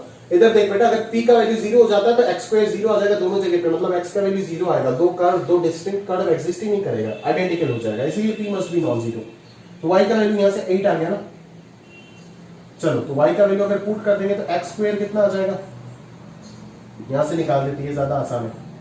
p into 8 plus 1 that is 9p आ जाएगा ना। तो x का वैल्यू आ जाएगा plus minus 3 under root p तो एक पॉइंट तो आपको दिख रहा है 3 अंडर रूट पी कॉमा 8 और दूसरा पॉइंट आपको दिख रहा है 3 under root p comma sorry minus 3 under root p comma 8। ये दो पॉइंट आपको दिख रहा है। क्लियर है? चलो अभी हम यहाँ पे क्या करें, सबसे पहले उस जगह पे सोचना पड़ेगा। तो पॉइंट ऑफ इंटरसेक्शन तो हमने निकाल दिया, अभी हमें स्लोप निकालना होगा, है ना। तो डिफरेंशिएट करो, पहले कर्व को तो ट्वाइस एक्स आ जाएगा इधर, फिर तो 0 आ जाएगा और उधर माइनस 9p y1 आएगा। ठीक है, तो y1 का वैल्यू यहाँ से minus twice x divided by 9p आ रहा है। और सेकंड कर्व को अगर डिफरेंशिएट करते तो ट्वाइस एक्स आ जाएगा इधर से और इधर से p डिवाइड बाई dx, तो इधर से y1 का वैल्यू अगेन कितना आ जाएगा, ट्वाइस एक्स बाई p आ जाएगा। ठीक है, तो m1 जो होगा वो क्या हो जाएगा, y1 to the curve c1 at point कौन सा, एक पॉइंट पे निकाल देते पहले 3 रूट पी कॉमा 8, वो कितना आ जाएगा, अगर 3 रूट पी पुट भी कर लेते हैं तो यहाँ पे कितना आ जाएगा minus 6 root p divided by 9p। ठीक है, तो नीचे तो रूट पी आएगा ही आएगा, माइनस भी इधर रहेगा और इधर कैंसिल होकर 2/3 रूट पी आएगा। सिमिलरली m2 का अगर मैं बात करूं तो ये सब करके क्या आएगा, 2 into 3 root p divided by p, that is 6 upon root p होगा। ठीक है, और as the curve intersect at right angles, as the curve intersect at right angles, तो टेंजेंट जो होगा ये पॉइंट ही तो है ना, ये दोनों पॉइंट को रिप्रेजेंट कर रहा है। ये तो एक पॉइंट को मैं बता रहा हूं, शायद आगे जाकर के कर्व वापस इंटरसेक्ट कर रहा है और इस तरीके से राइट एंगल वापस बना रहा है सेकंड पॉइंट पे। ठीक है, दो पॉइंट का कंसेप्ट है। तो अगर राइट एंगल है यहाँ पे मतलब क्या, दोनों टेंजेंट के बीच का एंगल भी 90 डिग्री होगा। अगर दो लाइन के टेंजेंट मतलब क्या, स्ट्रेट लाइन, दो स्ट्रेट लाइन के बीच का एंगल अगर 90 डिग्री हो जाता है तो product of their slope must be -1। यहाँ से -2 divided by 3 root p into 6 by root p बराबर -1, माइनस माइनस कैंसिल आउट, 3 से ये गया तो 2 बच रहा है, root p into root p p, तो पी का वैल्यू 2 इंटू 2 4 आ रहा है। क्लियर है? अगर मैं यहाँ पे -3 रूट पी, यार इस सारा y की तो कोई जरूरत नहीं, y की जरूरत आया, y निकाला तभी तो x निकाल पाया। चलो, तो p का वैल्यू 4 आया। अभी अगर मैं यहाँ पे माइनस पुट कर देता ना, अगर मैं माइनस पुट कर देता ना, तो ये हो जाता प्लस और ये हो जाता माइनस, तो अल्टीमेटली कोई इफेक्ट ही नहीं आता ना, p का वैल्यू 4 ही आता दोनों जगह पे। समझ आ रहा है ना? क्योंकि देखो ना, तब की बार ये प्लस हो जाता और ये माइनस हो जाता, तो ये माइनस अल्टीमेटली -1 के साथ तो कैंसिल होकर के 4 ही देता ना आंसर, क्योंकि मैग्नीट्यूड तो बराबर ही है, 3 रूट p है। समझ आ रहा है? तो आंसर p का वैल्यू क्या हो जाएगा, 4 हो जाएगा। For which the given to curves intersect each other at right angles. मैं आपको विश्वास के साथ, गारंटी के साथ बता रहा हूं, 10 लाख में से 5 लाख बच्चा तो यही सोच के यहाँ पे हालत खराब हो जाएगा इनका कि इंटरसेक्शन कैसे निकालेंगे, क्योंकि सारी चीज कांस्टेंट नहीं है, p है। समझ आ रहा है ना? बट इसीलिए बोलते हैं इसके मैथमेटिक्स है, 2 लाइन लिखने के बाद पता चलता है क्या है। आप जब शुरुआत में क्वेश्चन को देखे थे ना, मेरे को पता चल रहा था ना आपको पता चल रहा था, मैंने आपको शुरुआत में देख के बोला था यार यहाँ पे कैसे निकालेंगे पॉइंट ऑफ इंटरसेक्शन, बट निकाले, देखे y का वैल्यू 8 आएगा, कभी देख के यहाँ पे इमेजिन कर पा रहे, एक पॉइंट ऑफ मतलब पहला 3 सेकंड के अंदर आपको लग रहा है क्या, नहीं लग रहा है, किसी भी बच्चे को नहीं लग रहा है, चाहे वो कितना भी तेज हो जाए। ठीक है ना, है ना? वो एकदम जीनियस की बात मैं अलग कर रहा हूँ, एकदम जीनियस जो होते हैं इन्वॉल्व, वो आईटी का एग्जाम ही नहीं देते। समझ में आ रहा है ना? तो y का वैल्यू 8 यहाँ पे देख के कोई नहीं बता सकता, आपकी कंपेटिटर। ठीक है, तो 2 लाइन चलाओ, अपना पता चल जाएगा। इसीलिए बोलना पड़ता है कि यहाँ पे देख के सारी चीज होगा, नहीं देख के माइंड मैप तैयार करो, अगर समझ नहीं आ रहा है 2 लाइन लिखो, फिर भी नहीं हो रहा है छोड़ दो। ठीक है, समझ आ रहा है? ठीक है, बट 2 लाइन लिखने के बाद ही पता चल जाता है कितना सारी चीज। ठीक है ना? एक जगह पे अगर थोड़ा सा ध्यान से आप सोच लेते, शायद आपके पास थोड़ा सा कंफर्ट जोन में, मेरे को जो कंफर्ट जोन मिला वो क्या मिला कि इन दोनों एक्स स्क्वायर को देख करके, अगर ये एक वर्टिकल और ये एक हॉरिजॉन्टल पैराबोला दे देता और इस प्रकार से चीज है, तब तो क्वाड्रेटिक सॉल्व करना पड़ता, और क्वाड्रेटिक सॉल्व करना है विद p, ये बहुत डिफिकल्ट सेक्शन हो जाता है। जो पॉइंट ऑफ इंटरसेक्शन मिलता वो इतने गंदे मिलते, डेरिवेटिव करने का मन ही नहीं करता, मैं छोड़ देता सवाल। समझ में आ रहा है ना? क्लियर है? तो एज उन लोगों को पता है कि यहाँ पे एक अननोन दे रखा है, तो बस आपका एप्टीट्यूड टेस्ट करने के लिए यहाँ पे दोनों को वर्टिकल पैराबोला दिया, क्योंकि कंसेप्ट चेक करने के लिए उनको सिंप्लीफिकेशन कराने का क्या जरूरत है। समझ आ रहा है ना? चलो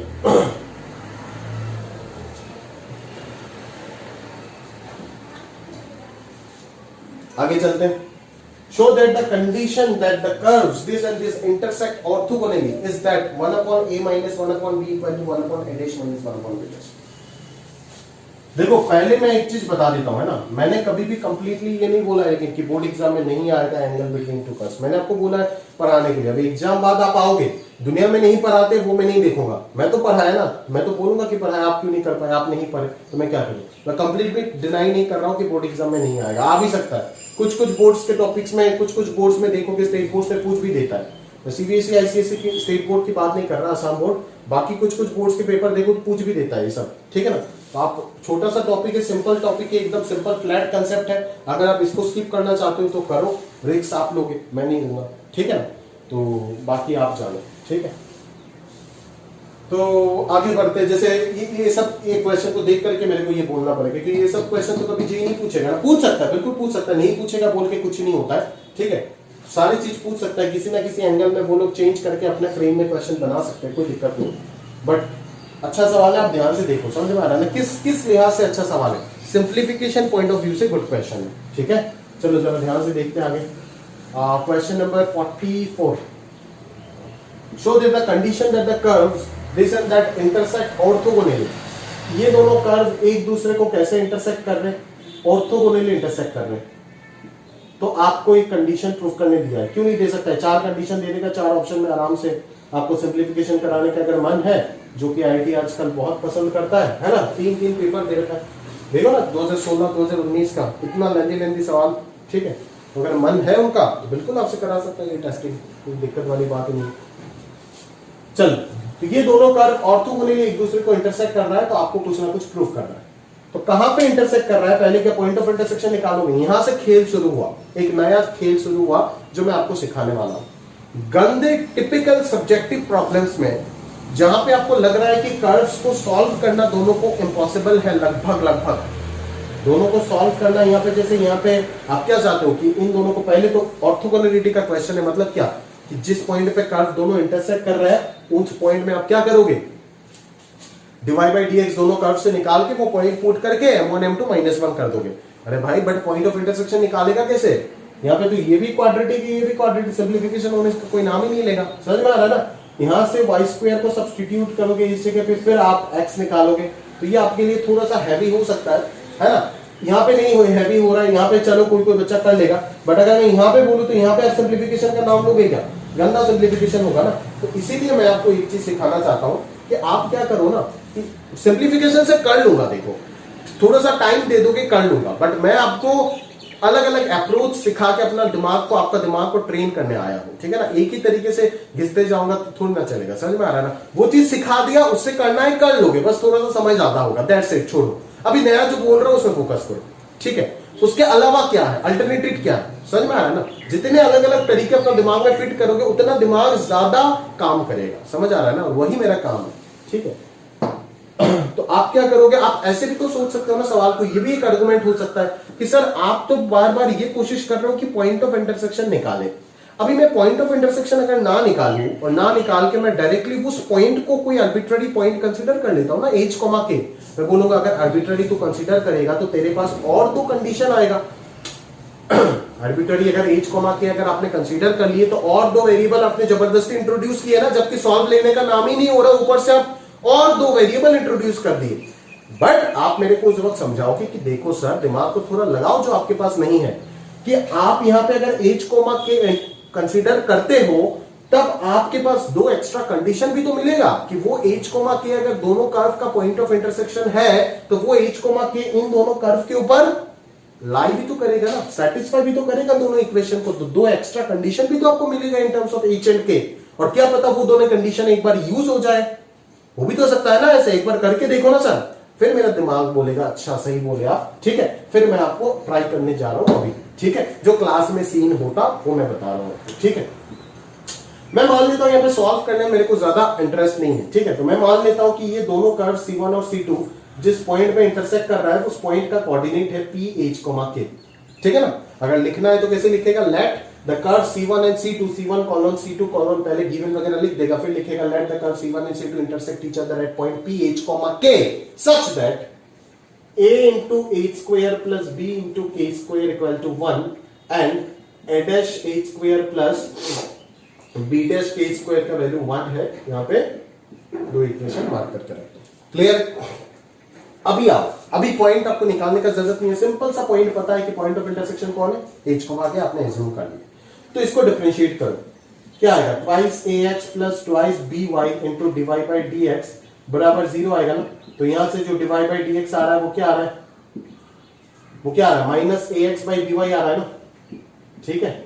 सिमिलरली सेकंड कर्व भी सिमिलर है, तो उसमें भी डिवाई बाई डी एक्स जो आएगा वो क्या आएगा, बस ए के जगह पे ए डैश हो जाएगा और बी के जगह पे बी डैश हो जाएगा, ठीक है ना। ऐसा नहीं कि उल्लू की तरह वापस इसको डिफरेंशिएट कर रहे हो, कर्व सिमेट्रिक है वो आपको दिखना चाहिए।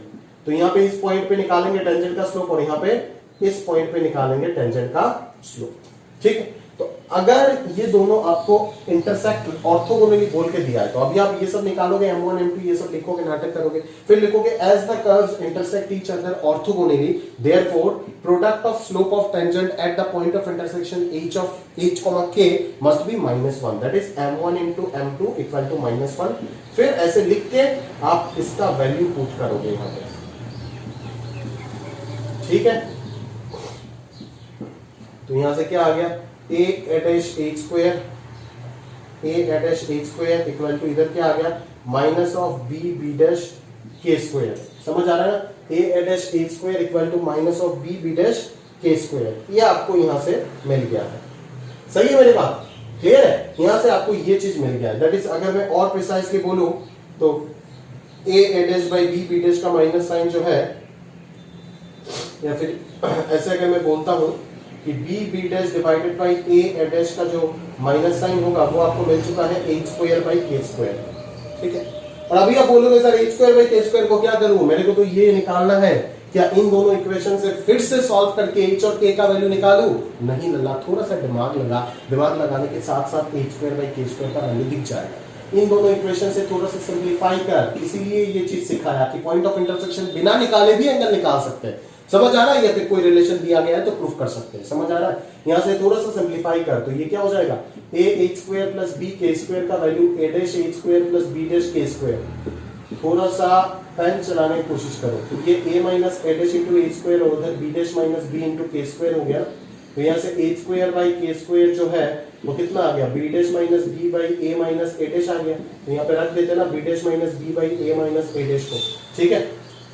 समझ आ रहा है, एक को उधर भेज देते a minus a dash by a into a dash, यहाँ पे माइनस साइन है, और इसको इधर भेज देते b minus b dash minus b by b into b dash, इसको इधर भेज दिया और इसको इधर भेज दिया, ठीक है। अभी डिवाइड कर दो तो यहाँ पे क्या आएगा, minus 1 by a dash plus 1 by a equal to इधर क्या आएगा 1 बाई b और माइनस 1 बाई b डैश। समझ आ रहा है क्या, तो इसको इधर भेज दो, इसको इधर भेज दो, तो क्या आएगा 1 by a minus 1 by b equal to 1 by a dash minus 1 by b dash. जो प्रूफ करने का चीज है वो आपके पास आ गया। समझ आ रहा है, क्लियर है। इसीलिए बोल रहा हूं कि सिंप्लीफिकेशन का टेक्निक को सीखना पड़ेगा। टेंजेंट नॉर्मल जो अभी जो धीरे धीरे क्वेश्चन आएगा ना, वो मैंने डिफिकल्ट सेक्शन ये दिया है कि कंसेप्चुअली डिफिकल्ट नहीं है, वो सिंप्लीफिकेशन आपको डिफिकल्ट कर देगा, ठीक है ना। आप सॉल्व नहीं कर पाओगे कंसेप्चुअली क्वेश्चन, भले आप कर दो, बट सिंप्लीफिकेशन में आप उसमें बुरे तरीके से पस्त हो जाओगे, ठीक है। तो वो चीज आपको प्रैक्टिस करके डेवलप करना है। कंसेप्ट तो ऑलरेडी हमने बना दिए, समझ में आ रहा है, क्लियर है। तो ये देखो कि जहां पे ऐसे गंदा सिंप्लीफिकेशन आता है तो आप सिंप्लीफिकेशन के बचने के लिए आप ये रास्ता भी अपना सकते हो, क्लियर है, समझ आ रहा है ना। चलो आगे बढ़ते आगे बढ़ते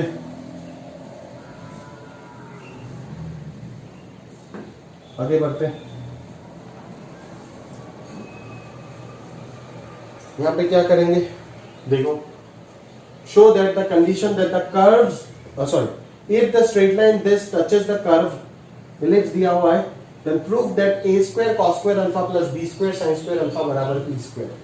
ये प्रूफ करना है, ये भी सब्जेक्टिव प्रॉब्लम है और उस रेंज में क्वेश्चन है जहां पे सिंप्लीफिकेशन डिफिकल्ट होने वाला है। एक कर्व दे रखा है एलिप्स, ऊपर हिस्सा बना रहा हूं, अगर इसको कोई कर्व टच करता है आकर के, है ना, x cos alpha plus y sin alpha equal to p, ठीक है। अगर ये लाइन इस कर्व को टच करता है, देखो ये सब क्वेश्चन बोर्ड एग्जाम में 6 मार्क का चॉइस बन सकता है, मैं बार बार बोल रहा हूँ, ये सबको इग्नोर करके जाओगे तो आप फंसोगे बुरी तरीके से, बाद में मुझे कुछ मत बोलना। तो अगर ये लाइन इस कर्व को टच कर रहा है किसी पॉइंट में, तो आपको प्रूफ करना है जो भी बोला गया है। अभी किस पॉइंट पे टच कर रहा है, कहां पे टच कर रहा है, ये सब का तो कोई इंफॉर्मेशन है ही नहीं ना आपके पास। तो आपको सबसे पहले क्या करना पड़ेगा, यहाँ पे पॉइंट को एज्यूम करना पड़ेगा, ठीक है। तो आप पी एच के ले लो पॉइंट, ठीक। तो आप क्या कंसीडर करोगे कि let p H comma k be the point where x cos alpha plus y sin alpha equal to p touches the curve x square by a square plus y square by b square equal to 1। समझ आ रहा है मेरी बात? ठीक है ना? तो अगर p इसको टच कर रहा है ना, ये लाइन अगर इसको टच कर रहा है तो अपन क्या करेंगे? यहां पे क्या कंडीशन आएगा? सबसे पहले तो दो कंडीशन तो ऐसे ही मिल गया। अगर पी एच कोमा के पॉइंट ऑफ टेंजेंसी है तो पी इस लाइन को भी सेटिस्फाई करेगा, इस कर्व को भी सेटिस्फाई करेगा। दो कंडीशन तो ऐसे ही मिल गया। Such that H cos alpha plus K sine alpha equal to P Roman 1 and H square by A square plus K square by B square equal to 1। ये हो गया रोमन 2। सही है? चलो आगे अगर मैं ध्यान से देखूं तो ये क्या होगा कि इस कर्व को डिफरेंशिएट करना पड़ेगा विद रिस्पेक्ट टू एक्स, फिर उसके स्लोप निकालना पड़ेगा। स्लोप निकालने के बाद यहाँ पे हम इसके स्लोप के इक्वल कर देंगे। वही तो होगा ना कंडीशन, क्योंकि अगर ये लाइन इस कर्व को टच कर रहा है इसका मतलब क्या है? इस पॉइंट पे इस कर्व का जो डेरिवेटिव का वैल्यू होगा दैट इज इस पॉइंट पे कर्व का टेंजेंट का स्लोप। तो वही चीज टेंजेंट तो गिवन है, उसका स्लोप तो इक्वेशन से ही निकाल सकते, दोनों को इक्वेट कर देंगे। तो आप सबसे पहले क्या करोगे? Differentiating the curve with respect to x we have क्या होगा? twice x by a square plus twice y by b square into y1 equal to 0। तो y1 का वैल्यू यहां से क्या आ गया? y1 का वैल्यू आ गया यहां से minus b square by A square into x upon y. ठीक है? Therefore slope of tangent to that curve C at point h comma k equals क्या होगा? Minus b square by A square into h upon k. ठीक है? As the line x cos alpha plus y sin alpha equal to p touches the curve at h comma k। therefore क्या लिखोगे आप? m of t at h comma k to that curve must be equal to the slope of that line, जो कि क्या है? Minus of cos alpha upon sin alpha। तो यहां से इसका वैल्यू क्या आया? Minus b square h divided by A square के बराबर minus cos alpha by sine alpha. Minus minus cancel, यहां से आपके पास ये रिलेशन आया। अभी ध्यान से सुनो। अगर आपको दिखाना है कि ये लाइन इसको टच कर रहा है तो एग्जैक्टली क्या करना होगा? अच्छा, ये इसको टच कर रहा है तो आपको ये कंडीशन प्रूफ करना है। तो ए बी अल्फा और पी तीनों प्रेजेंट है। ए बी अल्फा पी चारों प्रेजेंट है यहाँ पे। तो हमारे को बेसिकली एच और के को एलिमिनेट करना होगा। वही तो काम करना है ना? एच और के को हमारे को क्या करना है? एलिमिनेट करना होगा। समझ आ रहा है मेरी बात? क्लियर? तो सोचो अभी कैसे एलिमिनेट करोगे।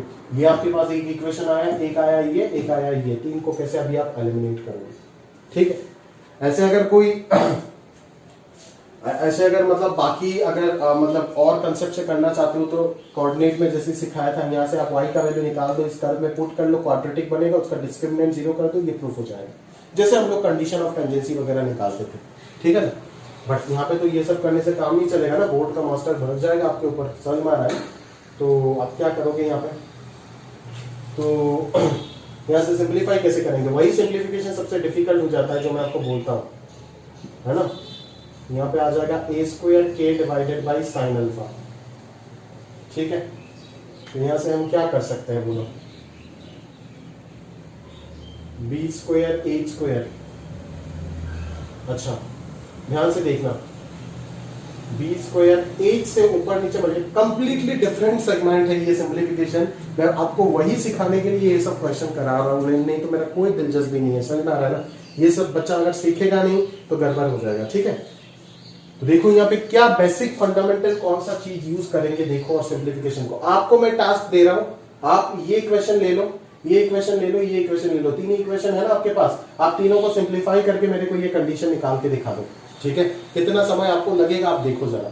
तो उस चीज से बचने के लिए जो सुंदर तरीका है वो मैं आपको बता रहा हूं, क्योंकि मैं जानता हूं कि इस इक्वेशन का मतलब क्या है। इस इक्वेशन का मतलब है कि बी स्क्वायर ए स्क्वायर प्लस ए स्क्वायर के स्क्वायर बराबर ए स्क्वायर बी स्क्वायर, यह है इसका मीनिंग। तो बी स्क्वायर ए स्क्वायर प्लस ए स्क्वायर के स्क्वायर अगर मैं यहाँ पे जनरेट कर देता हूं, क्या जानते हो यहाँ पे रेशियो का एक फंडामेंटल फॉर्मूला हम यूज करेंगे जो कि प्रॉपर्टी ऑफ रेशियो है। अगर a by B equal to C by D equal to E by f and so on है, तो इसको मैं a plus C plus e plus dot dot divided by b plus d plus f plus dot dot लिख सकता हूँ, जो कि हम लोग क्लास 11th में शुरुआत में ही बेसिक मैथ्स में सिखाते हैं। तब बच्चे बोलते हैं ये सब सिखा करके टाइम वेस्ट कर रहे हैं। अबे लल्ला तुम्हारे से ज्यादा जिंदगी देखा हुआ है, समझ में आ रहा है ना।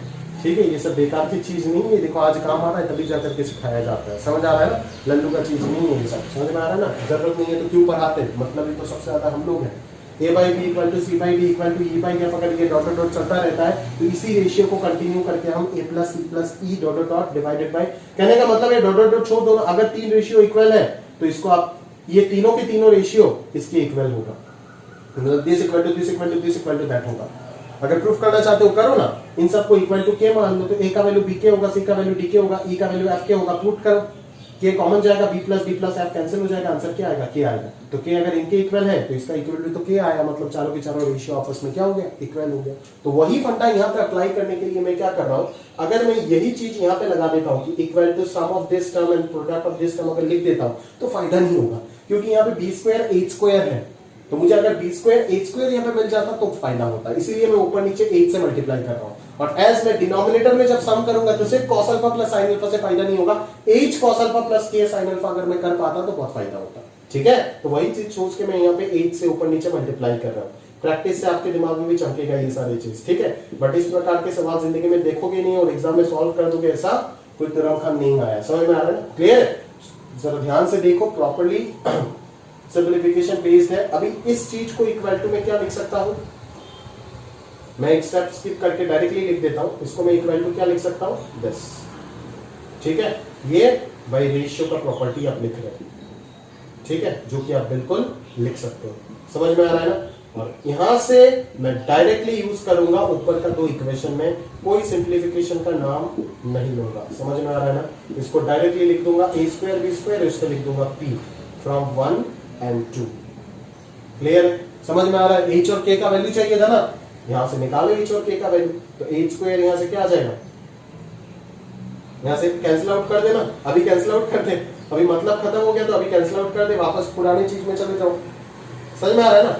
तो यहां से आ गया b square h divided by cos alpha plus a square k, sorry plus क्या लिख रहा हूं, by sin alpha equal to a square b square divided by p। तो h का वैल्यू निकालो, यहां से क्या आएगा, h का वैल्यू निकालो, यहां से क्या आएगा, देयरफॉर h जो होगा वो क्या होगा, निकालो, उधर लेकर के जाओ। तो ये a square b square cos alpha divided by p b square, और k का वैल्यू निकालो, क्या आएगा, वो आ जाएगा a square b square sin alpha divided by p into b, sorry a square, clear. ये आ गया h और k का वैल्यू। अभी h और k को आपको एलिमिनेट करना है ना, तो ऊपर में से किसी भी एक इक्वेशन में h और k को पुट कर दो, हो जाएगा काम, समझ आ रहा है। किसी भी इक्वेशन में डाल सकते हो, कोई दिक्कत वाली बात है ही नहीं, समझ में आ रहा है ना, क्लियर है। तो आप किस में डालना चाहते हो बोलो, जिसमें भी डालना चाहते हो डालो, कोई दिक्कत वाली बात नहीं है, ठीक है। अच्छा, यहाँ पे तो और भी सिंप्लीफिकेशन होगा, बी स्क्वायर तो कैंसिल होगा ना, तो ये आ जाएगा A square cos alpha divided by P, और ये आ जाएगा ए स्क्वायर स्क्वायर कैंसिल होकर के b square sine alpha divided by p, clear है, समझ आ रहा है ना। तो अभी इन दोनों वैल्यू को आप 1 पे पुट कर दो, तो फ्रॉम 1 आपको क्या मिलेगा, h इंटू कॉस अल्फा क्या हो जाएगा, A square cos square alpha by P plus k into sine alpha क्या हो जाएगा, B square sine square alpha by P equal to उधर p है। अभी इस p को उधर लेकर के चले जाओ तो इधर p स्क्वायर बन जाएगा और ये रिलेशन आपके पास आ जाएगा, क्लियर है। तो this is a kind of typical problem based on simplification, ratio use हो रहा है, ठीक है। तो ये सब टेक्निक जो सिखा रहा हूं वो सब सीखेगा तभी जाकर के फायदा होगा, अदरवाइज अगर मुझे सिर्फ जेई पे ही फोकस करना होता है, आईटी जेई में, तो ये सब फालतू चीज मेरे को बताने का जरूरत भी नहीं होता, और मैं डायरेक्टली अगर जंप करके क्वाड्रेटिक से इसको सॉल्व करा था तो हो जाता, कोई दिक्कत वाली बात ही नहीं था। ठीक है, एज जिम्मेदारी लिया है तो पूरा करेंगे बिल्कुल, बोर्ड प्लस जेई का टैग लगता है। ठीक है, चलो आगे चलते हैं। अगला question number 46, again classical question है, ध्यान से देखो प्रॉपर्ली।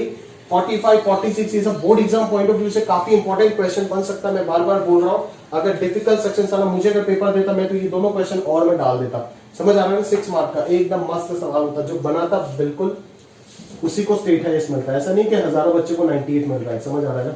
चलो, तो ये हो गया प्रॉपर्ली, अब नोट कर लीजिएगा, मैं रेस करता हूं। आगे चलते हैं, अगले क्वेश्चन पे ध्यान दो। कर्व जो दिया गया है वो एकदम अननोन सा अजीब सा कर्व दिया गया है आपको, है ना? ये कर्व बनाने का हिम्मत मुझे तो नहीं है, अगर आपके पास होगा, अभी तो नहीं होगा, फ्यूचर में अगर होगा तो मुझे जरूर बताना। log of x square plus Y square बराबर के tan inverse y by x. तो इसको अभी के लिए हम एज्यूम करके चलेंगे। वीडियो तो चल रहा है ना, या खुद ही बोलता जा रहा हूं? नहीं चल रहा है, चलो अच्छी बात है। आगे देखते हैं, देखो क्या बोला है सवाल में, देखो कितना सुंदर क्वेश्चन है, जरा ध्यान से देखो आप। बोल क्या रहा है उसको ध्यान से एक बार समझने का प्रयास करें। Show that the angle between the tangent at any point P and the line joining P to origin is same at all points on the curve. That is all points में सेम है, मतलब उसका answer constant आ रहा है, x और y के ऊपर depend ही नहीं कर रहा है। ऑल पॉइंट में सेम है मतलब क्या? Independent of x and y। समझ में आ रहा है ना? कोई पॉइंट के ऊपर डिपेंड ही नहीं कर रहा है, x और y के वैल्यू के ऊपर डिपेंड ही नहीं कर रहा है, दोनों के ऊपर इंडिपेंडेंट होना पड़ेगा। चलो, तो कर्व मेरे को बनाना आता नहीं और ना ही मेरा बनाने में कोई शौक है, ठीक है, क्योंकि उसके बगैर क्वेश्चन को सॉल्व कर लेता हूं। तो मान लेता हूं कि ये कर्व का चेहरा कुछ इस टाइप का होगा, मान लेते हैं, अजम्पशन है ना। चल, तो show that the angle between the tangent at any point P। अच्छा, tangent at any point P ऐसे बनाते और थोड़ा टील करते कर्व। हाँ, तो P पॉइंट पे जो टेंजेंट होगा वो इस तरीके से होगा। तो तो बहुत जगह पे टच कर लिए कर्व। पहले तो बोलो सर, पहले तो टेंजेंट बनाओ फिर कर्व बनाओ, नहीं तो आपसे बनने वाला नहीं है। बिल्कुल मैं एग्री करता हूं। P H के मान देता हूं, इस पॉइंट पे टेंजेंट बनाया हमने, ठीक है। कर्व का इक्वेशन क्या दिया है? Given equation of curve is log of x square plus Y square बराबर के tan inverse of y by x. ठीक है, चलो अभी अब ध्यान से देखो। Show that the angle between the tangent at any point P and the line joining P to origin. तो टेंजेंट, दो कर्व के बीच का एंगल नहीं पूछा है, अब की बार आपको टेंजेंट और एक और चीज के बीच का एंगल पूछा है। वो कौन है? Line joining origin to the point of tangent. जहां पे आप टेंजेंट बना रहे हो, उस टेंजेंट के साथ ओरिजिन को अगर मैंने ज्वाइन किया तो जो लाइन बनेगा, इन दोनों के बीच का एंगल आपको निकालना है, दिखाना है कि वो एक्स और वाई के ऊपर डिपेंड ही नहीं कर रहा है, दैट इज सारे पॉइंट पे सेम है। अगर मैं पॉइंट यहां पे लेता हूं तब जो टेंजेंट और ओरिजिन का लाइन जॉइनिंग के बीच का जो एंगल होगा वो भी सेम रहेगा। अगर मैं यहां पे लेता हूं तो भी सेम, यहां पे लेता हूं तो भी सेम, दैट इज यहां पे हर जगह पे सेम। मतलब क्या कि एक्स वाई के ऊपर डिपेंड ही नहीं कर रहा है, कोऑर्डिनेट के ऊपर डिपेंड ही नहीं कर रहा है, दैट इज कांस्टेंट। समझ में आ रहा है? क्लियर? चलो, तो कंसेप्ट ये तैयार हुआ कि सर आपको ये पॉइंट निकालना है, थीटा पॉइंट। तो आपने तो पॉइंट तो पहले P तो एज्यूम ही कर लिए, ठीक है। क्या एज्यूम किया आपने? लिखो तो पहले, लेट द गिवन कर्व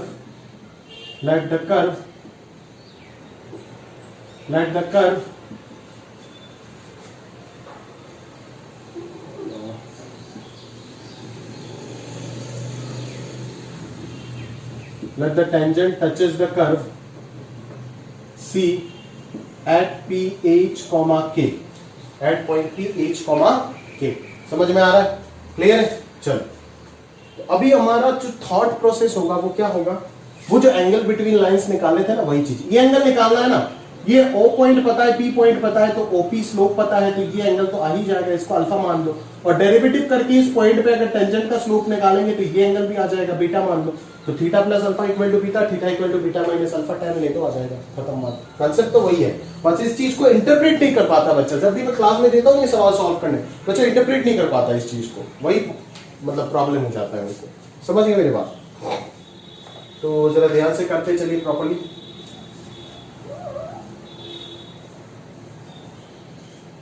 ध्यान से करते, the tangent touches the curve C at point P H comma k. सही है,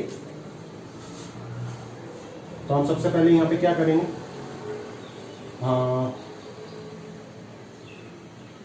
that the tangent touches the curve C at point P H comma K and the tangent makes, directly लिख देते ना, where the inclination of tangent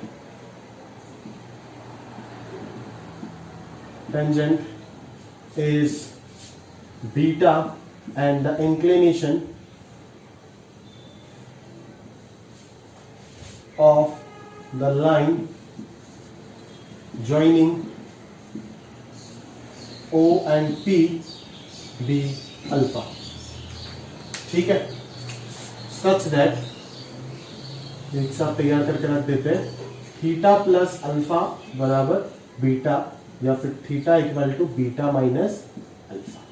इसको 2 दे दो, इसको 1 दे दो। अभी लिखो differentiating the curve, differentiating curve C with respect to x क्या मिलेगा, 1 divided by x square plus Y square into twice x plus twice y divide upon d x, और ये आ जाएगा k, और tan इनवर्स बॉक्स का derivative है 1/1 plus box square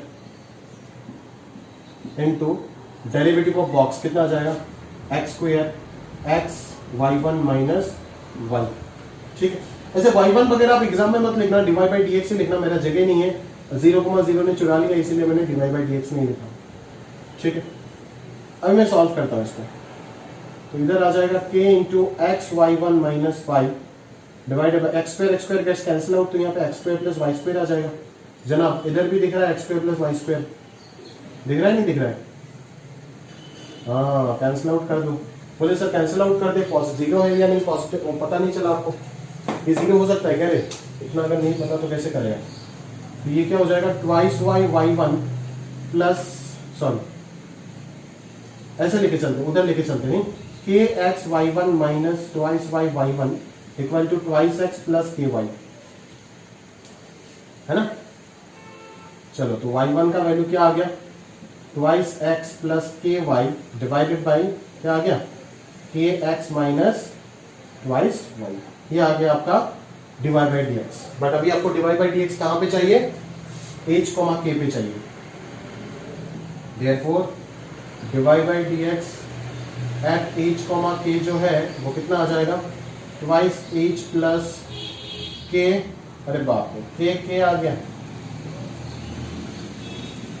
ये तो गलत कर दिया, अल्फा बीटा चला गया, x1 y1 मानना पड़ेगा, चेंज करो, ध्यान ही नहीं दिया, के भी है, क्लास में होते तो शायद आप लोग बता देते नहीं। चलो x1 y1 ये कितना आएगा, ट्वाइस x1 प्लस के y1 डिवाइडेड बाई के x1 माइनस ट्वाइस y1। ठीक है, इसको लिखो properly, slope of tangent eight x1 comma y1। ठीक है, as the inclination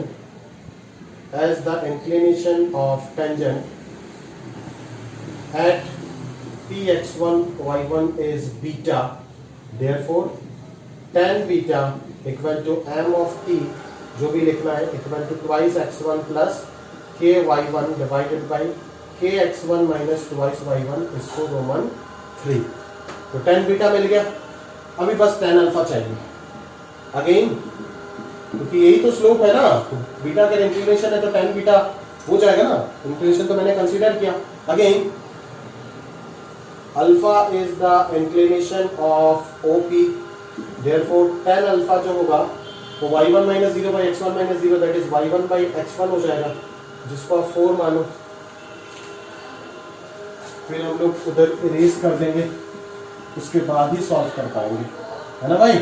चलो जरा ध्यान से देखो, तो अभी हम क्या करेंगे, फ्रॉम 1 थीटा बराबर बीटा माइनस अल्फा है ना, तो theta equal to beta minus alpha है, तो टेन थीटा का वैल्यू क्या हो जाएगा, tan of beta minus alpha हो जाएगा, that is tan beta minus tan alpha divided by 1 plus tan beta into tan alpha. अभी पुट करो टेन बीटा और टेन अल्फा का value, twice x1 plus k y one divided by के x1 minus x y one, x y one है क्या, twice Y one. अभी फंस जाता, अभी हैंड राइटिंग भी सुंदर रखना है, ठीक है, मेरे तरह नहीं। Y one by x one divided by 1 plus this into that, तो मन नहीं कर रहा है, ठीक है। उसको अगर सिंप्लीफाई करेंगे तो क्या आएगा, लास्ट लाइन कर लेते, देखते आता है। अगर ऊपर में एलसीएम ले लूंगा तो ये आ जाएगा ट्वाइस x1 स्क्वायर प्लस के x1 y1 माइनस के x1 y1 plus 2y1 square. और नीचे अगर ले लूंगा डिनोमिनेटर तो ऐसे ही कैंसिल हो जाएगा, इधर अगर ले लूंगा तो के x1 square minus twice x1 y1 plus 2x1 y1 plus के y1 स्क्वायर। ये देख, ये तो कैंसिल हो गया। अब इधर 2x1 y1 स्क्वायर, इधर से 2 कॉमन जाएगा, अंदर आएगा x1 square plus y1 square, और नीचे से k कॉमन जाएगा, अंदर आएगा x1 square plus y1 square. तो ये 2/k आया ना, independent of x and k। Therefore theta को लिख दोगे tan inverse of 2/k which is a constant angle, that is the angle between the tangent to the curve at that point, at any point, at that point नहीं, at any point, क्योंकि ये independent of x और y है, at any point, and the line joining that point of tangency and origin is a constant angle which can be expressed as tan inverse of 2/k where k is any arbitrary constant। और लिखने का मन है, खुद का नाम लिख देना, मेरा नाम लिख देना, बोल देना सर बहुत अच्छा टीचर है, ईमानदार इंसान है, ठीक है। चलो आगे बढ़ते हैं।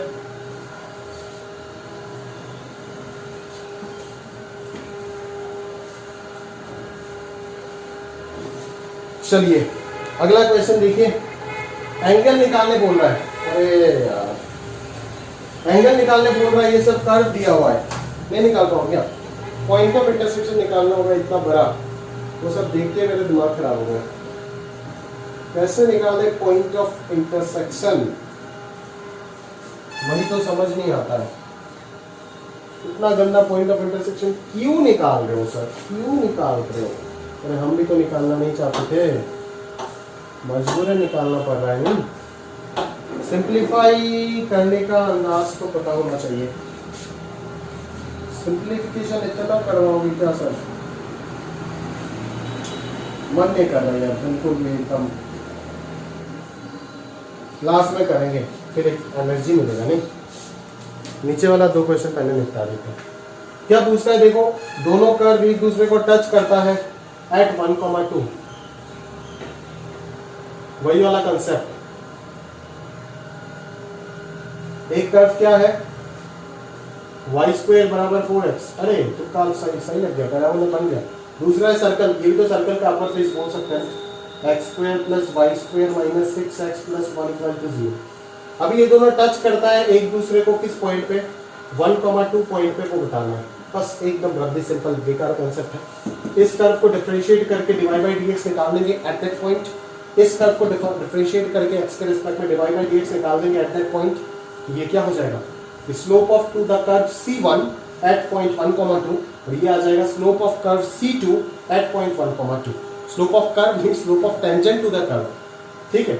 तो ये दोनों के दोनों अगर एग्जैक्टली सेम आ गया, ये दोनों के दोनों एग्जैक्टली अगर सेम आ गया तो हम क्या बोल सकते हैं, दोनों टच कर रहा है इस पॉइंट पे, ऐसा है क्या? नहीं, अगर सेम आ गया तब तो ऐसे भी हो सकता है, बट अब खुद सोच के देखो ना, क्या 1,2 पॉइंट दोनों जगह पे एग्जिस्ट कर सकता है? नहीं, एज 1,2 पॉइंट दोनों जगह पे एग्जिस्ट नहीं कर सकता, इसीलिए एक ही ऑप्शन बन रहा है कि इनको आपस में जोड़ना पड़ेगा, ठीक है ना। शादी करना होगा इन दोनों को आपस में, समझ में आ रहा है ना, ये तो फैमिली कैसे बनेगा। चलो, तो यहाँ पे हो गया आपका 1,2 और ये दोनों कर्व, बस आपको क्या दिखाना है, फिर derivative to that curve C1 at that point 1,2 और derivative to that curve C2 at that point 1,2 दोनों के दोनों आपस में सेम है। और एक और लाइन लिख दोगे as 1,2 is a point to that curve C1 and C2 and slope of tangent at 1,2 to the curve C1 is equal to the slope of tangent to the curve C2 at 1,2. Therefore, the curve C1 and C2 touches each other at point 1,2. समझ आ रहा है? Clear है? चल कर लोगे या करके देना पड़ेगा? कर लेना, नहीं होता है तो करके दूंगा, चिंता मत करो, है ना? डाउट पूछोगे ना, उसमें करके दूंगा, होगा? चलो बता के तो दे दिया पूरा सॉल्यूशन, कितना सवाल करूं? सवाल ही सवाल, सवाल ही सवाल, खुद ना सवाल बन जाओ, वही मेरे को डर है। ये एक कर्व है, बोलता है कि ये दोनों राइट एंगल में इंटरसेक्ट कर रहा है, प्रूफ करो। तो वापस ये वही वाला क्वेश्चन हो गया ना जहां पे सिंप्लीफिकेशन डिफिकल्ट आपको लग रहा है, तो आप क्या कर लोगे? दोनों को सिंप्लीफाई करके कोऑर्डिनेट पॉइंट ऑफ इंटरसेक्शन निकालने का प्रयास करोगे, या फिर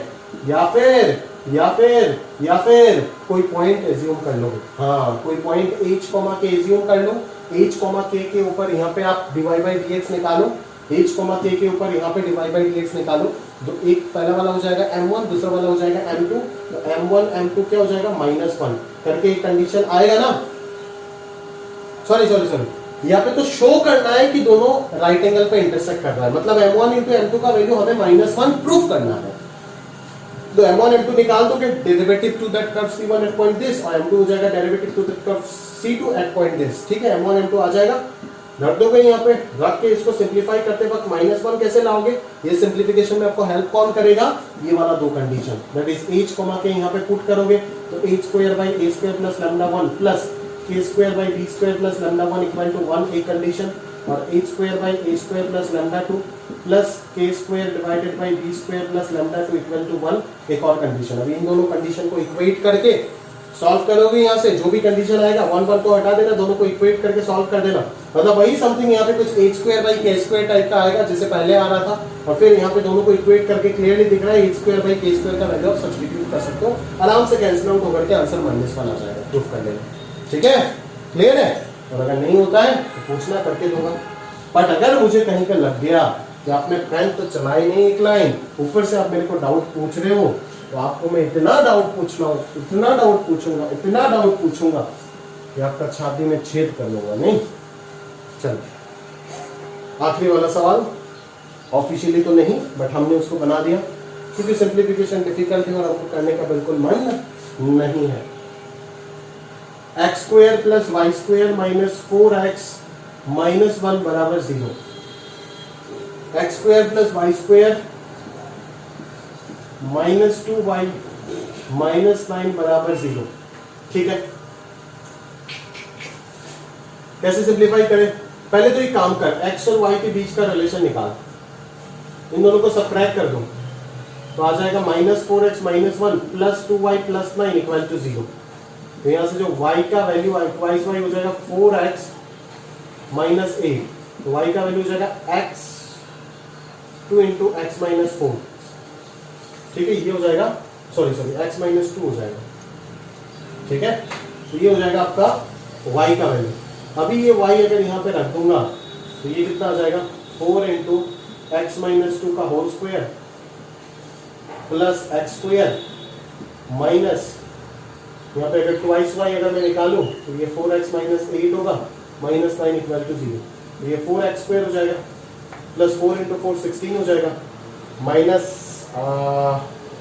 4 into 4 16x plus x² minus 4x plus 8 minus 9 equal to 0